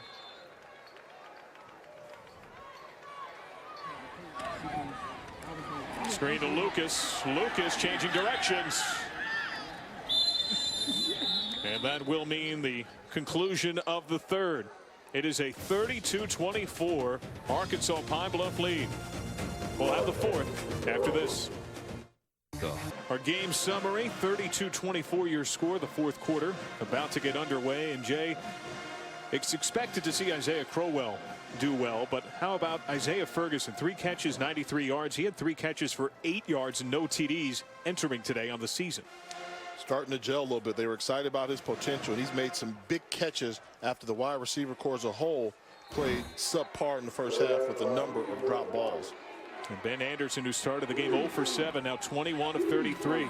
3rd and 3. Another Wildcat look, and Crowell gets low, gets forward, and gets a first. It's the 31, a gain of 5. Like the play selection there. You put him in the Wildcat, you're basically saying, I'm going to run Crowell twice in a row to see if he can pick up the first down. He does it on the 3rd down.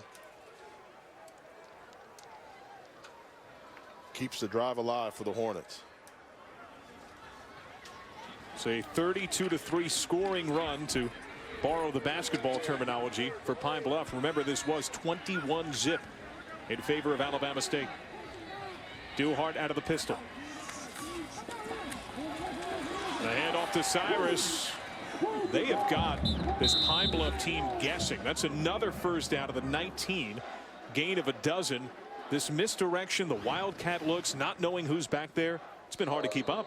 And going with him in that pistol gives him the ability to see everything in front of him. Oh, no, fumble. Loose ball after a pass was complete to DeMario Bell. We'll have to peel off the pile here. Both teams say they have it.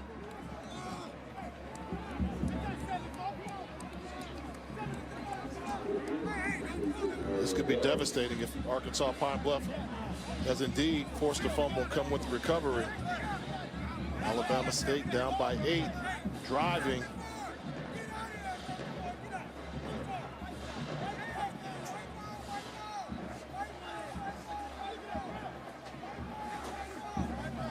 Right ball. What a job by the offensive lineman. Damian Love coming over there and winning the wrestling match in the scrum. Completed ball, and Mario Bell not securing the football. Ball's on the ground, and he went between his legs and grabbed that ball. Damian Love, good recognition. Xavier Lofton helped knock it free. 2nd down, Cyrus. Turned back at around the 11.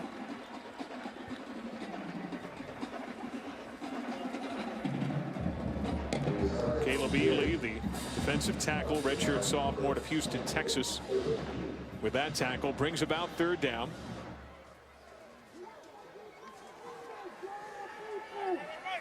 We are at Golden Lion Stadium, Pine-Bluff, Arkansas. Each team 0-2. Crowell. That'll be a first down. Watch the vision here. He's going to stretch the run. Stretch, stretch, stretch, stretch. Looks for a crease. There it is. Cuts backside. Sees it with the vision and the eyesight. Goes forward to pick up the first down. He does a great job of getting low, doesn't he? Stays low, and he runs fast when he's low. And he reads his blocks very well. You know, that's a talent that you have to have, the ability to read blocks, and he does a great job of reading all his blocks on the football field. If he Crowell again, and he goes in. Touchdown, Alabama State. Sometimes he can make it look easy, can't he? Just the way he drawed up. But I really like when he's running the football to the left side. Alabama State is very difficult to defend. Look at the surge, and he's going to find the hole, and he's going to get there in a hurry.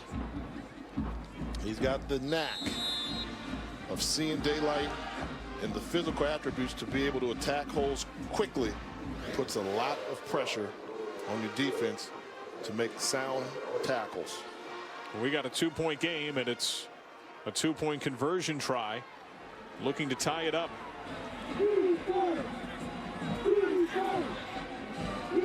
Duhart motions out. Crowell opposite.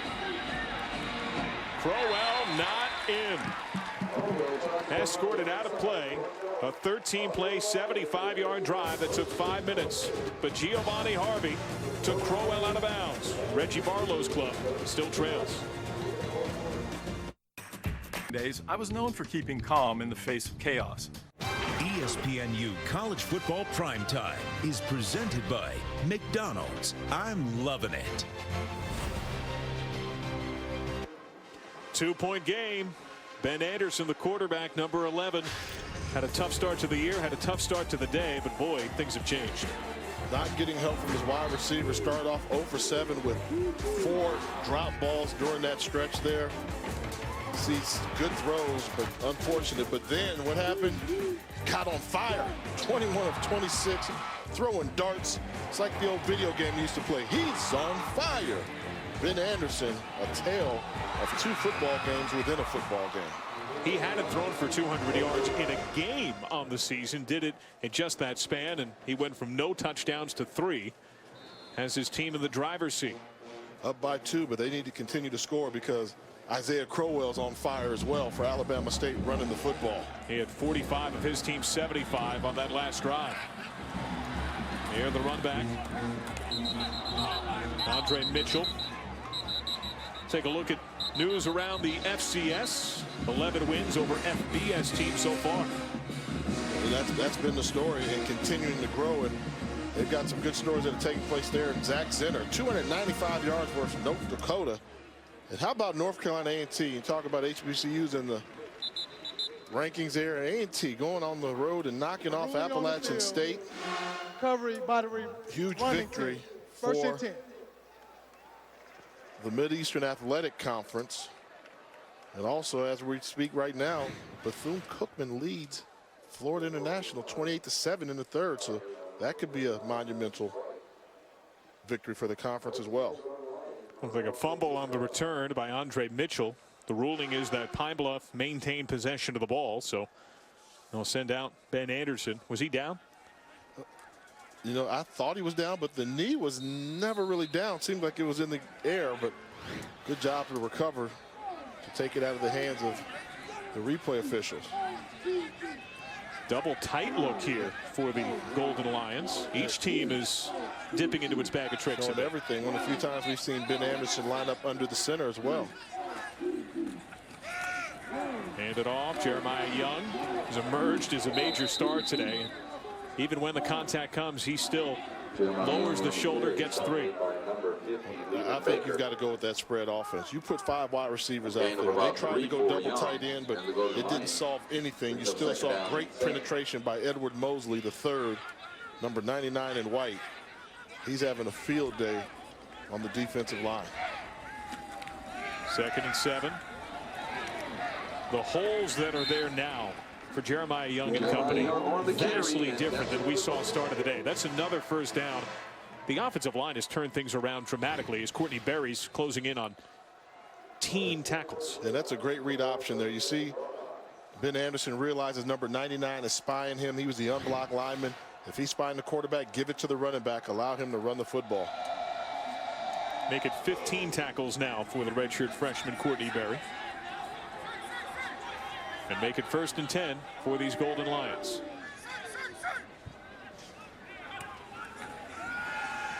Anderson throws it away. That's a wise move as he saw that pocket collapse quickly.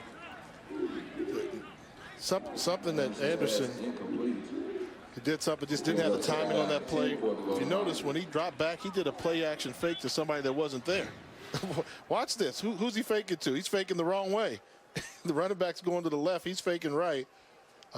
Just get rid of it. Don't force it. There's Derek Billups right up the gut, flanked by Mosley. 2nd down.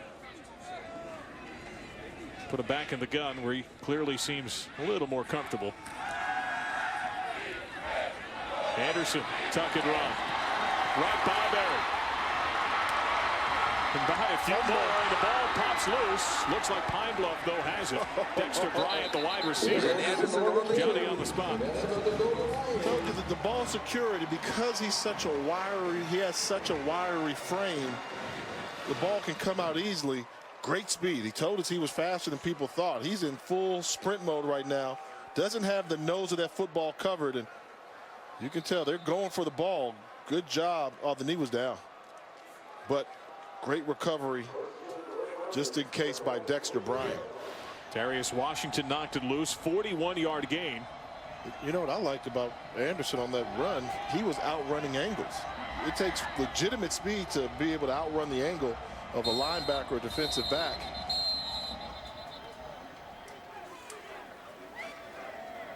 Timeout called by Arkansas Pine-Bluff.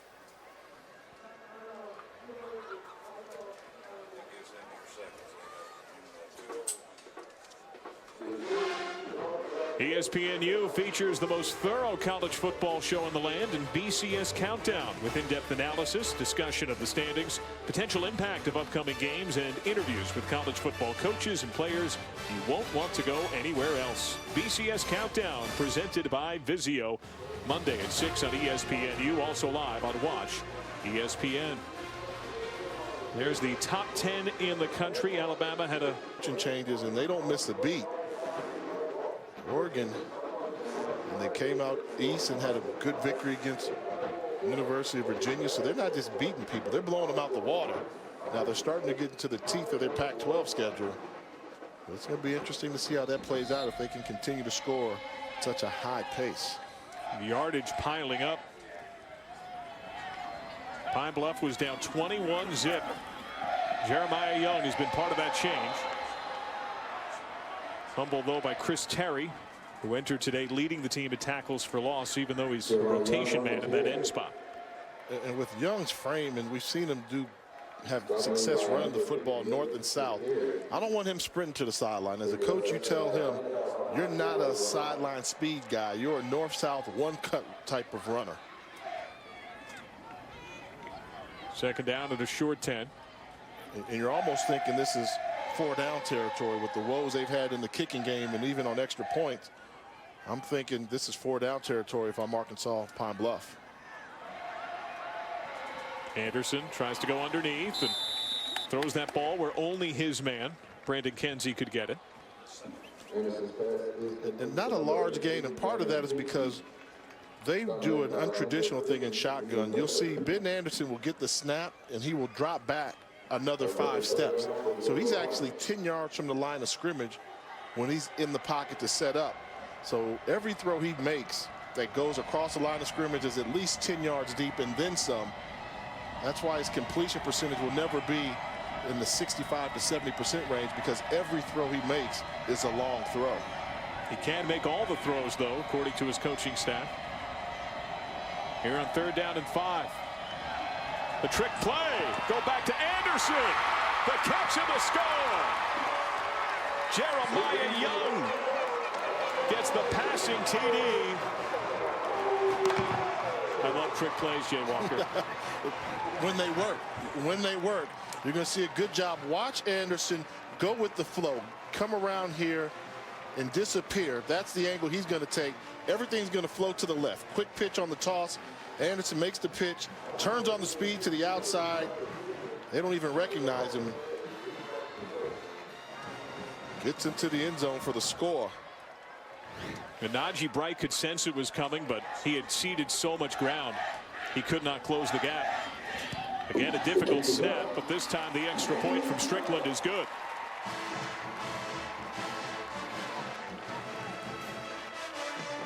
So we have nearly 10 minutes to go in this 4th quarter, and the points are piling up. When we come back, we'll look at the week that was in NCAA football. We got a 10-point game here at Pine-Bluff.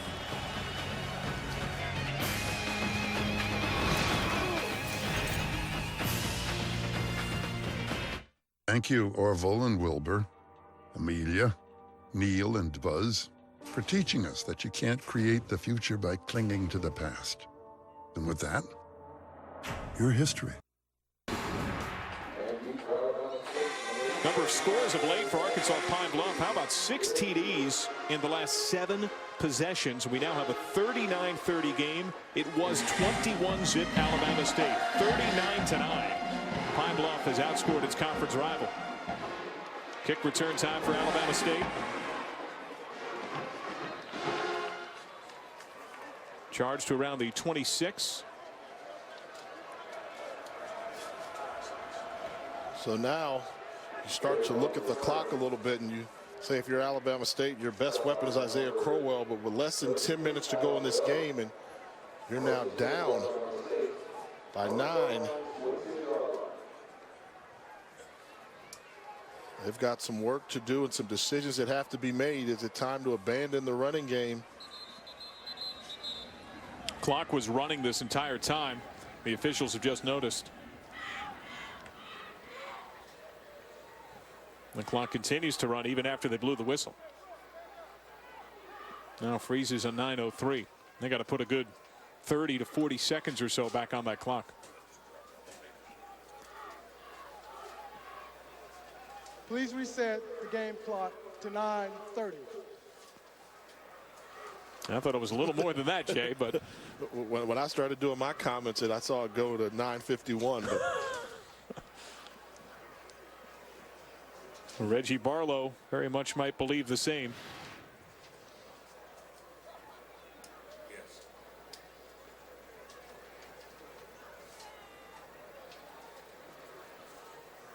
Yeah, it looks like there should be about an extra 10 seconds, even beyond that. A couple light bulbs in that clock, too. I know it's a home opener. They're still working out the kinks. Cyrus, first down, 41-yard line. It's a gain of 15 for Malcolm Cyrus, who's been a fantastic compliment to Isaiah Crowell. This is what they had in mind entering the year, right? The 1-2 punch. And a great running back only has so many carries on him in a season, and Cyrus has done more than a capable job of spilling Crowell at times. Play fake. Duhart to the edge. Making men miss. Jared Neely normally sizzles on specials, but there bobs and weaves his way for a first down. I like this right now. This is the Alabama State offense fighting for their season right now. Down by 9. Quick pace offense, not allowing one tackler to bring them down. You can feel the sense of urgency that Alabama State has on offense right now. Off the play fake again to Neely, same side. Excuse me, that's Earl Lucas. Smaller wide out is good in space, gets about 5.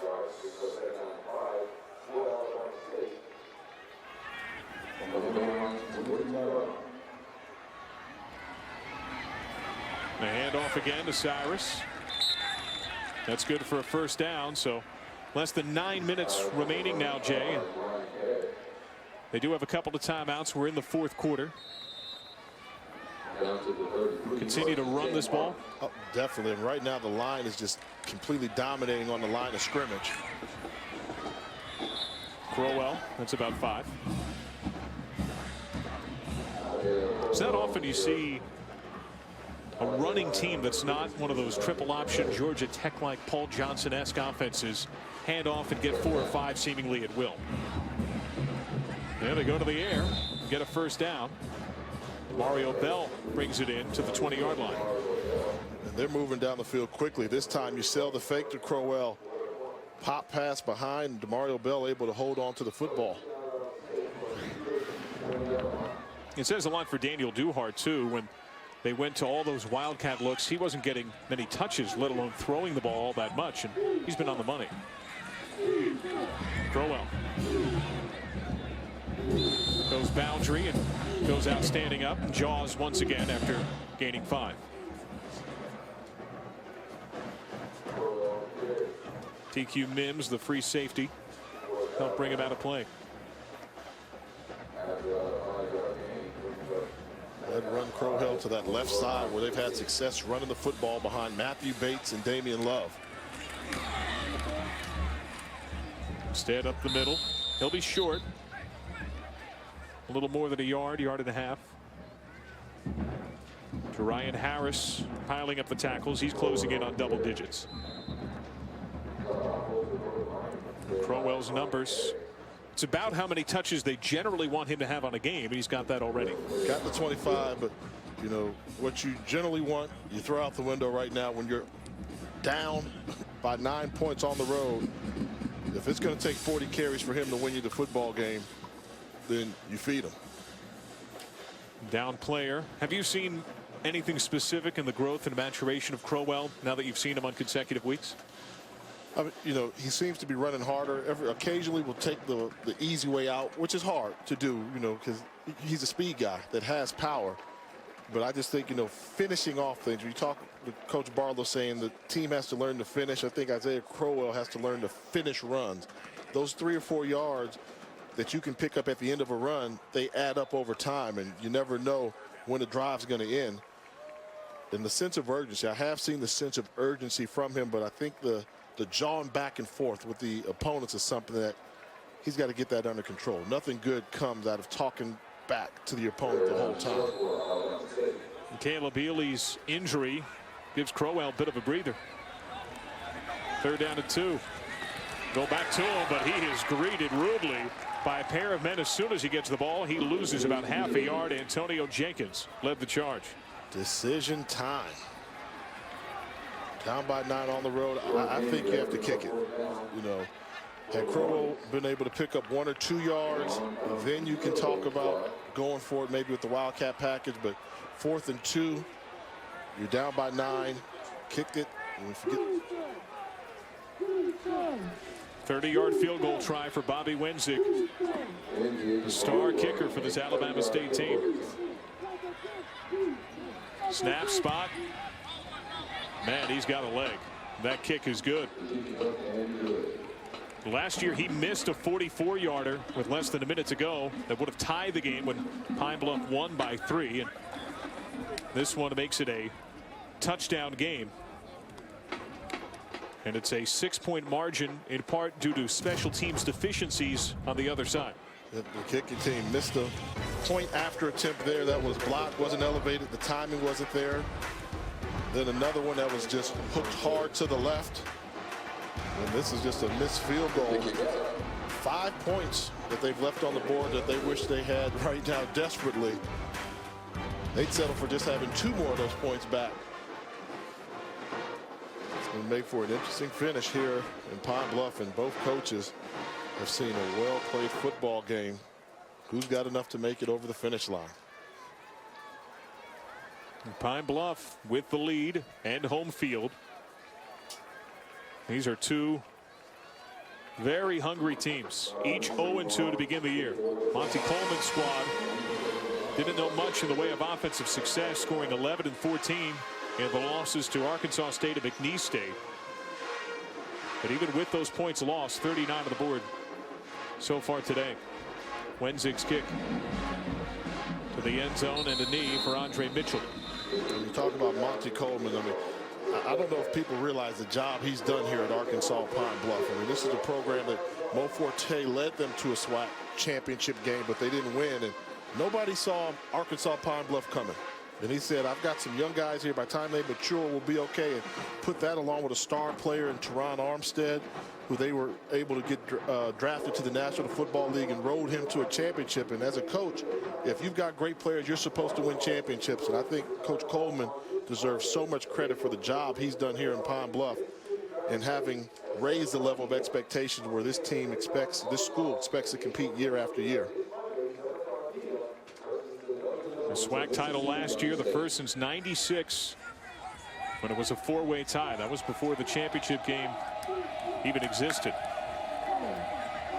Not a whole lot. In fact, a loss of yardage is Derek Billups, a bulky D tackle at 3:08, powered his way through. You can see Arkansas Pine-Bluff taking their time, but that 6-point lead is scary because it's a false sense of security. They need another touchdown and they can pretty much ice this game. Anderson sidestepping multiple men. Gets out of the tackle box, gets it away. His decision making has been outstanding. I mean, in that case there, did a good job of getting rid of the football, but you can tell he's got happy feet a little bit. Dropping back, he had a pocket, but he chose to leave the pocket prematurely and ran away from where all of his wide receivers were. Nowhere to go with the football. Smartly threw the ball away at the last second. The pocket patience, that was the phrase from his OC Eric Dooley that he wanted to see a little bit more of. A whistle before the third down snap. False start. Offense, number 17. 5-yard penalty. Remain third down. The wide receiver, Dexter Bryant.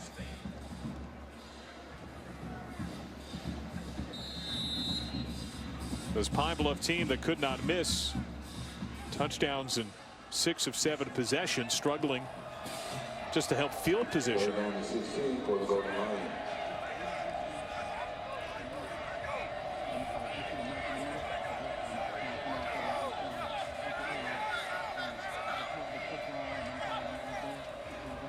On third down, they rush 4. Anderson stays in the pocket this time, and that one dropped. Nick Martin, the quarterback, had the pick right at midfield. Oh, did he? It was a great break on the ball. Poor decision on Anderson going downfield with white jerseys around. Anderson undercuts it. He's got the ball, not able to hold on. Nick Martin nearly set up his team in fantastic field position. It should still be pretty solid. Malcolm Cyrus, the return man, but Strickland can't get this off. Oh my, the special teams woes reach a true boiling point inside of the 25-yard line for Alabama State. This is a poor snap, but it's a poor decision by Strickland of not punting the ball away. But yes, the snap was poor. It would have been a block easily. You see, he's going to go down and field it. Ball's going to get blocked, runs from him. Now kick it. Kick it. He's got so much room ahead of him. He could have gotten the punt off. Instead, he chose to run the football, not close to picking up the first down, and Alabama State with an opportunity to take the lead with a touchdown and an extra point. Here's the special teams coach, Philip Cole. He's been here throughout the Monty Coleman era. Crowell. Man, he is good. And a flag is down. He has a first down, but will it come back?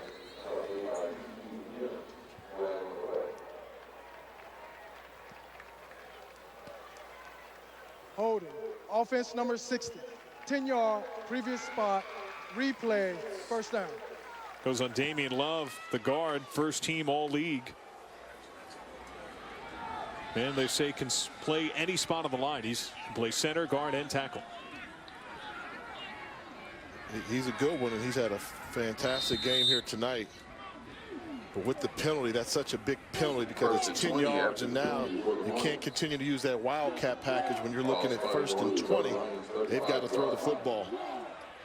So Duhart is back at QB. Cyrus, the running back. Play fake. DeMario Bell just beyond the original line of scrimmage. Gain of about 11.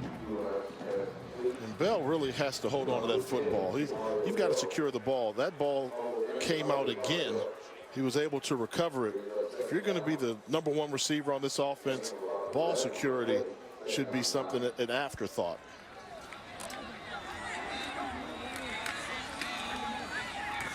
The hand off to Cyrus to the 21.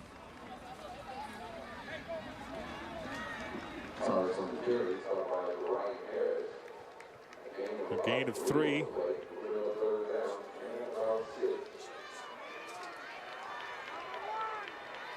See Joel Green playing his first game. He's starting to remember what fourth quarter football feels like. Banged up a little bit, a little tired. Getting tested here. Crowell is back in on 3rd down. See, Arkansas Pine-Bluff has put an extra defender close to the line of scrimmage. daring Alabama State to throw the football. Alabama State's going to call a timeout here, Jay, with 4:16 to go. Down Timeout. to score. Alabama State, 30 seconds. Timeout. So Reggie Barlow will talk things over. What are you looking for here? This third down situation when you're probably looking at 4-down territory anyway. Yeah, it's a dilemma when they come out and Crowell's in the game and they put 8 guys close to the line of scrimmage, daring you to throw the football. I think you get your quarterback on the edge. We've seen Duhart have success making throws to the sideline. You only need 5 yards, 6 yards to pick up a first down. You know, I become a fan. You know, I become a Crowell fan. Watching him, he's an edge of your seat type runner. Every time he touches the football, you think he can do something major. You know, it would take guts to come out in the Wildcat package right now, but their percentage running that Wildcat, they're gaining 7-8 yards a carry when they do it. You know, you're almost tempted to line up and dare Arkansas Pine-Bluff to stop your Wildcat package. Duhart last year had a chance to shine in a moment like this. Greg Jenkins was knocked down in the Prairie View A&M game. He led his team from down a couple of scores to a win. So they brought in an extra wide receiver. Alabama State did, but Arkansas Pine-Bluff's not buying it. They still have 7 guys around the line of scrimmage. He will throw after a quick drop, and that is good for a first. That is good for a score. Touchdown, Jamel Johnson.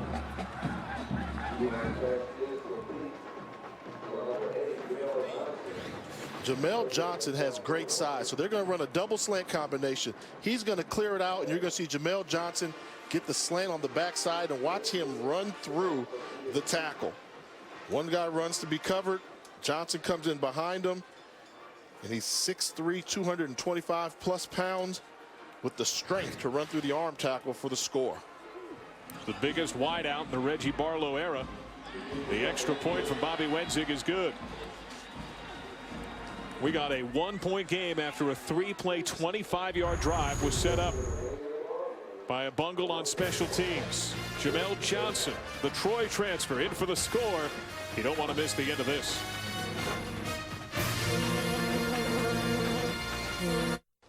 One 800-511-6223. What sustaining effort, right? We've been here before the last 2 weeks, you know, we jumped out, we're showing good, we're winning, and then what? We let up. We can't let that happen now. We can't let that happen. We said this game was about playing fast, playing strong, and forcing our will on this team. Reggie Barlow barking to his squad, and they respond, outscoring Pine-Bluff 16-7 thus far in the fourth quarter, and led in a big way by Ben Anderson. 361 total yards, 4 TDs, including 1 in the air. He's got 82 yards on the ground, and he's passed for 259 yards. However, a short field for Alabama State set up a go-ahead score. Bobby Wenzig's kick.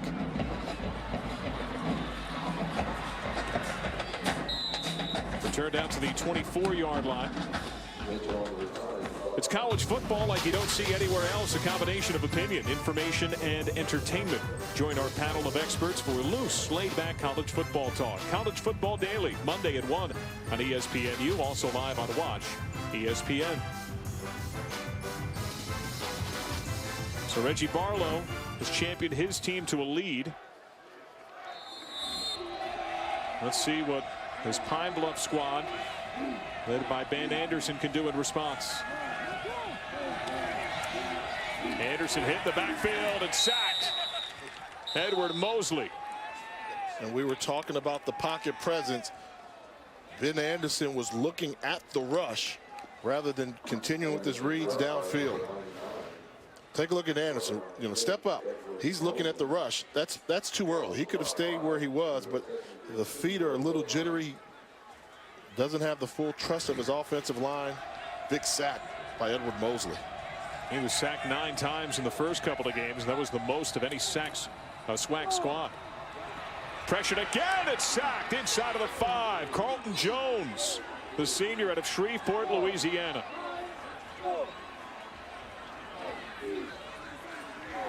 The Defensive line and the pressure showed up. Anderson, not a lot of faith. Mosley with a good rush. And that's one where if you're Anderson, you have to step up. You've got two defensive ends that are crashing and collapsing on the pocket. Step up in the pocket before trying to run around to the outside.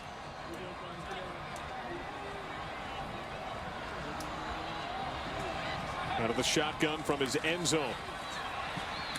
Pressured again and brought down, smothered at the 2 by Edward Mosley, who stands over top in joyous celebration. Well, Edward Mosley, I don't know if he's that good, but he looks like an All-American tonight. From the beginning snap, you just had the feeling that there was a matchup problem over on that side of the ball with Trayvon Reagan trying to block Mosley, and he's had his way with him all football game. Reagan, a redshirt freshman, a first-year starter. Mosley had 6 sacks in one August scrimmage. And it was then that his head coach, Reggie Barlow, said he predicted he would have 10 sacks this year. Could have got them all tonight if Ben Anderson wasn't so mobile. He's had a fantastic football game. Cyrus brings in the Strickland punt. Takes a somewhat reluctant knee, but still with outstanding field position, plus the lead. Coming up at the end of the game, it's the Lexus HBCU postgame report with highlights and analysis for tonight's game, followed by Sports Center U. Coach Barlow, the team responded.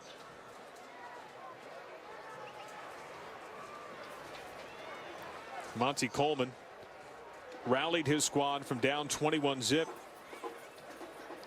Claimed the lead, but has seen special teams doom his team on this day with not only points lost, but that incredible field position that set up the go-ahead score. Yes, and the 2 missed extra points, you just can't have one. One will happen occasionally, 2 in one game, and a missed field goal attempt. That's the difference in this football game.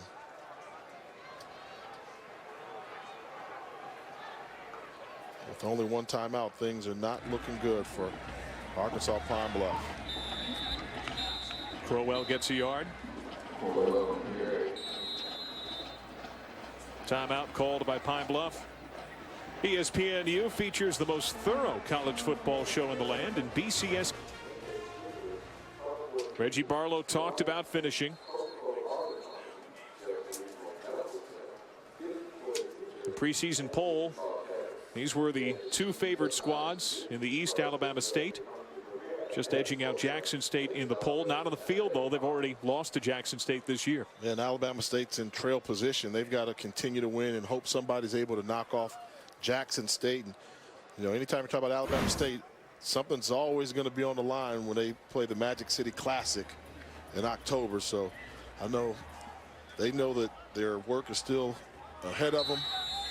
They've got to take it 1 game, 1 week at a time. That'll be on ESPNU on the 26th of October. It's Alabama A&M.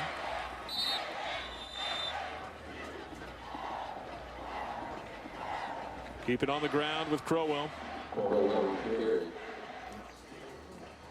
The next HBCU game will be coming up on Thursday, a 7:30 Eastern time start. Texas Southern against Jackson State. Your thoughts on that ball game? Jackson State is really good. You know, they've got Clayton Moore back at quarterback. Competitive football team. I think they're the team. They're in the driver's seat right now. They could be the elite team in the SWAC. Got them ranked pretty high, right? They're on the bubble in terms of my teams that I think they'll move in with a loss by Arkansas Pine-Bluff.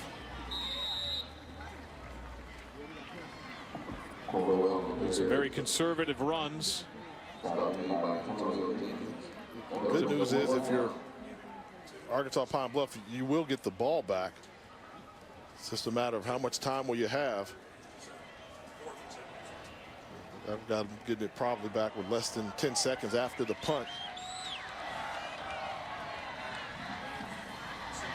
They'll change personnel. Play clock at 10.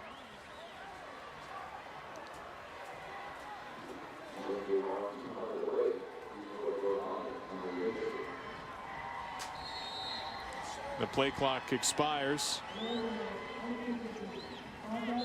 They'll take the penalty to maximize the time that they could take off the clock. They'll have to add a few seconds to the clock, though. That currently shows 5.5. It should be closer to around 8 and change.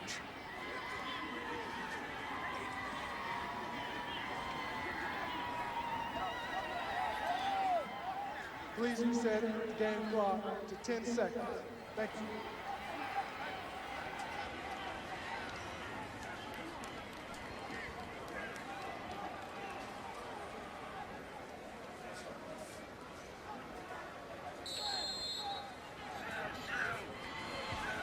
Here's Bobby Wenzig to punt. Andre Mitchell, the return man. Surprised they're not going for a punt block here. Looks like they're trying to set up a return. Booming effort gets off. A fair catch made. More time came off the clock once again. They'll have to add another second or two. They are not getting any home cooking with the with the timer here at the stadium, letting extra seconds run off. Here it is with the fair catch with at least 4 seconds on the clock, and goes down to 2.4. And it looks like they're not going to change the clock at all.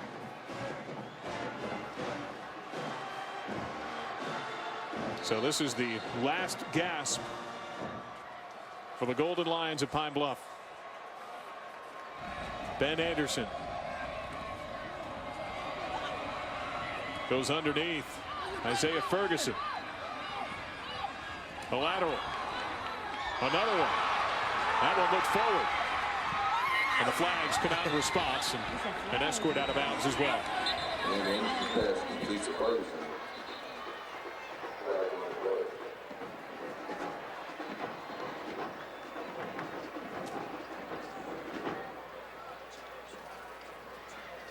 Illegal forward pass on the offense. That penalty is declined.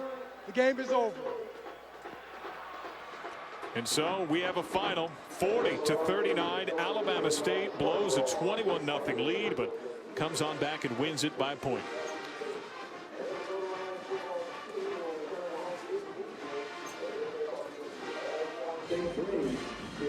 Welcome to the Lexus HBCU postgame report.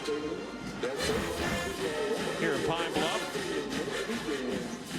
our final score, a 40-39 finish. And how about Isaiah Crowell, the running back? A huge day, 27 carries, 161 yards, 2 TDs for his victorious Alabama State squad. Isaiah Crowell established the tempo early, that he was going to be the man on the football field. Hard-nosed running in between the tackles, bouncing off the defenders, showing you the glimpse that make him one of the premier running backs in the country. Power, vision, speed, and shakes. Isaiah Crowell was a man amongst boys here tonight, willing his team to a victory by 1 point here on the road. Crowell got some help from Malcolm Cyrus, who had a score of his own and actually averaged more yards per carry today. He did, but Cyrus does a good job. You talk about them being the 1-2 punch. They're a fantastic 1-2 punch. They complement each other well. Alabama State got a desperately needed win here on the road. So the first win of the year for the Hornets overall and in the league. And one of the preseason favorites finally tastes the victorious success. Reggie Barlow and company got the win. Up next, Texas Southern and Jackson State on Thursday. Once again, our final score, Alabama State knocks off Pine-Bluff 40-39.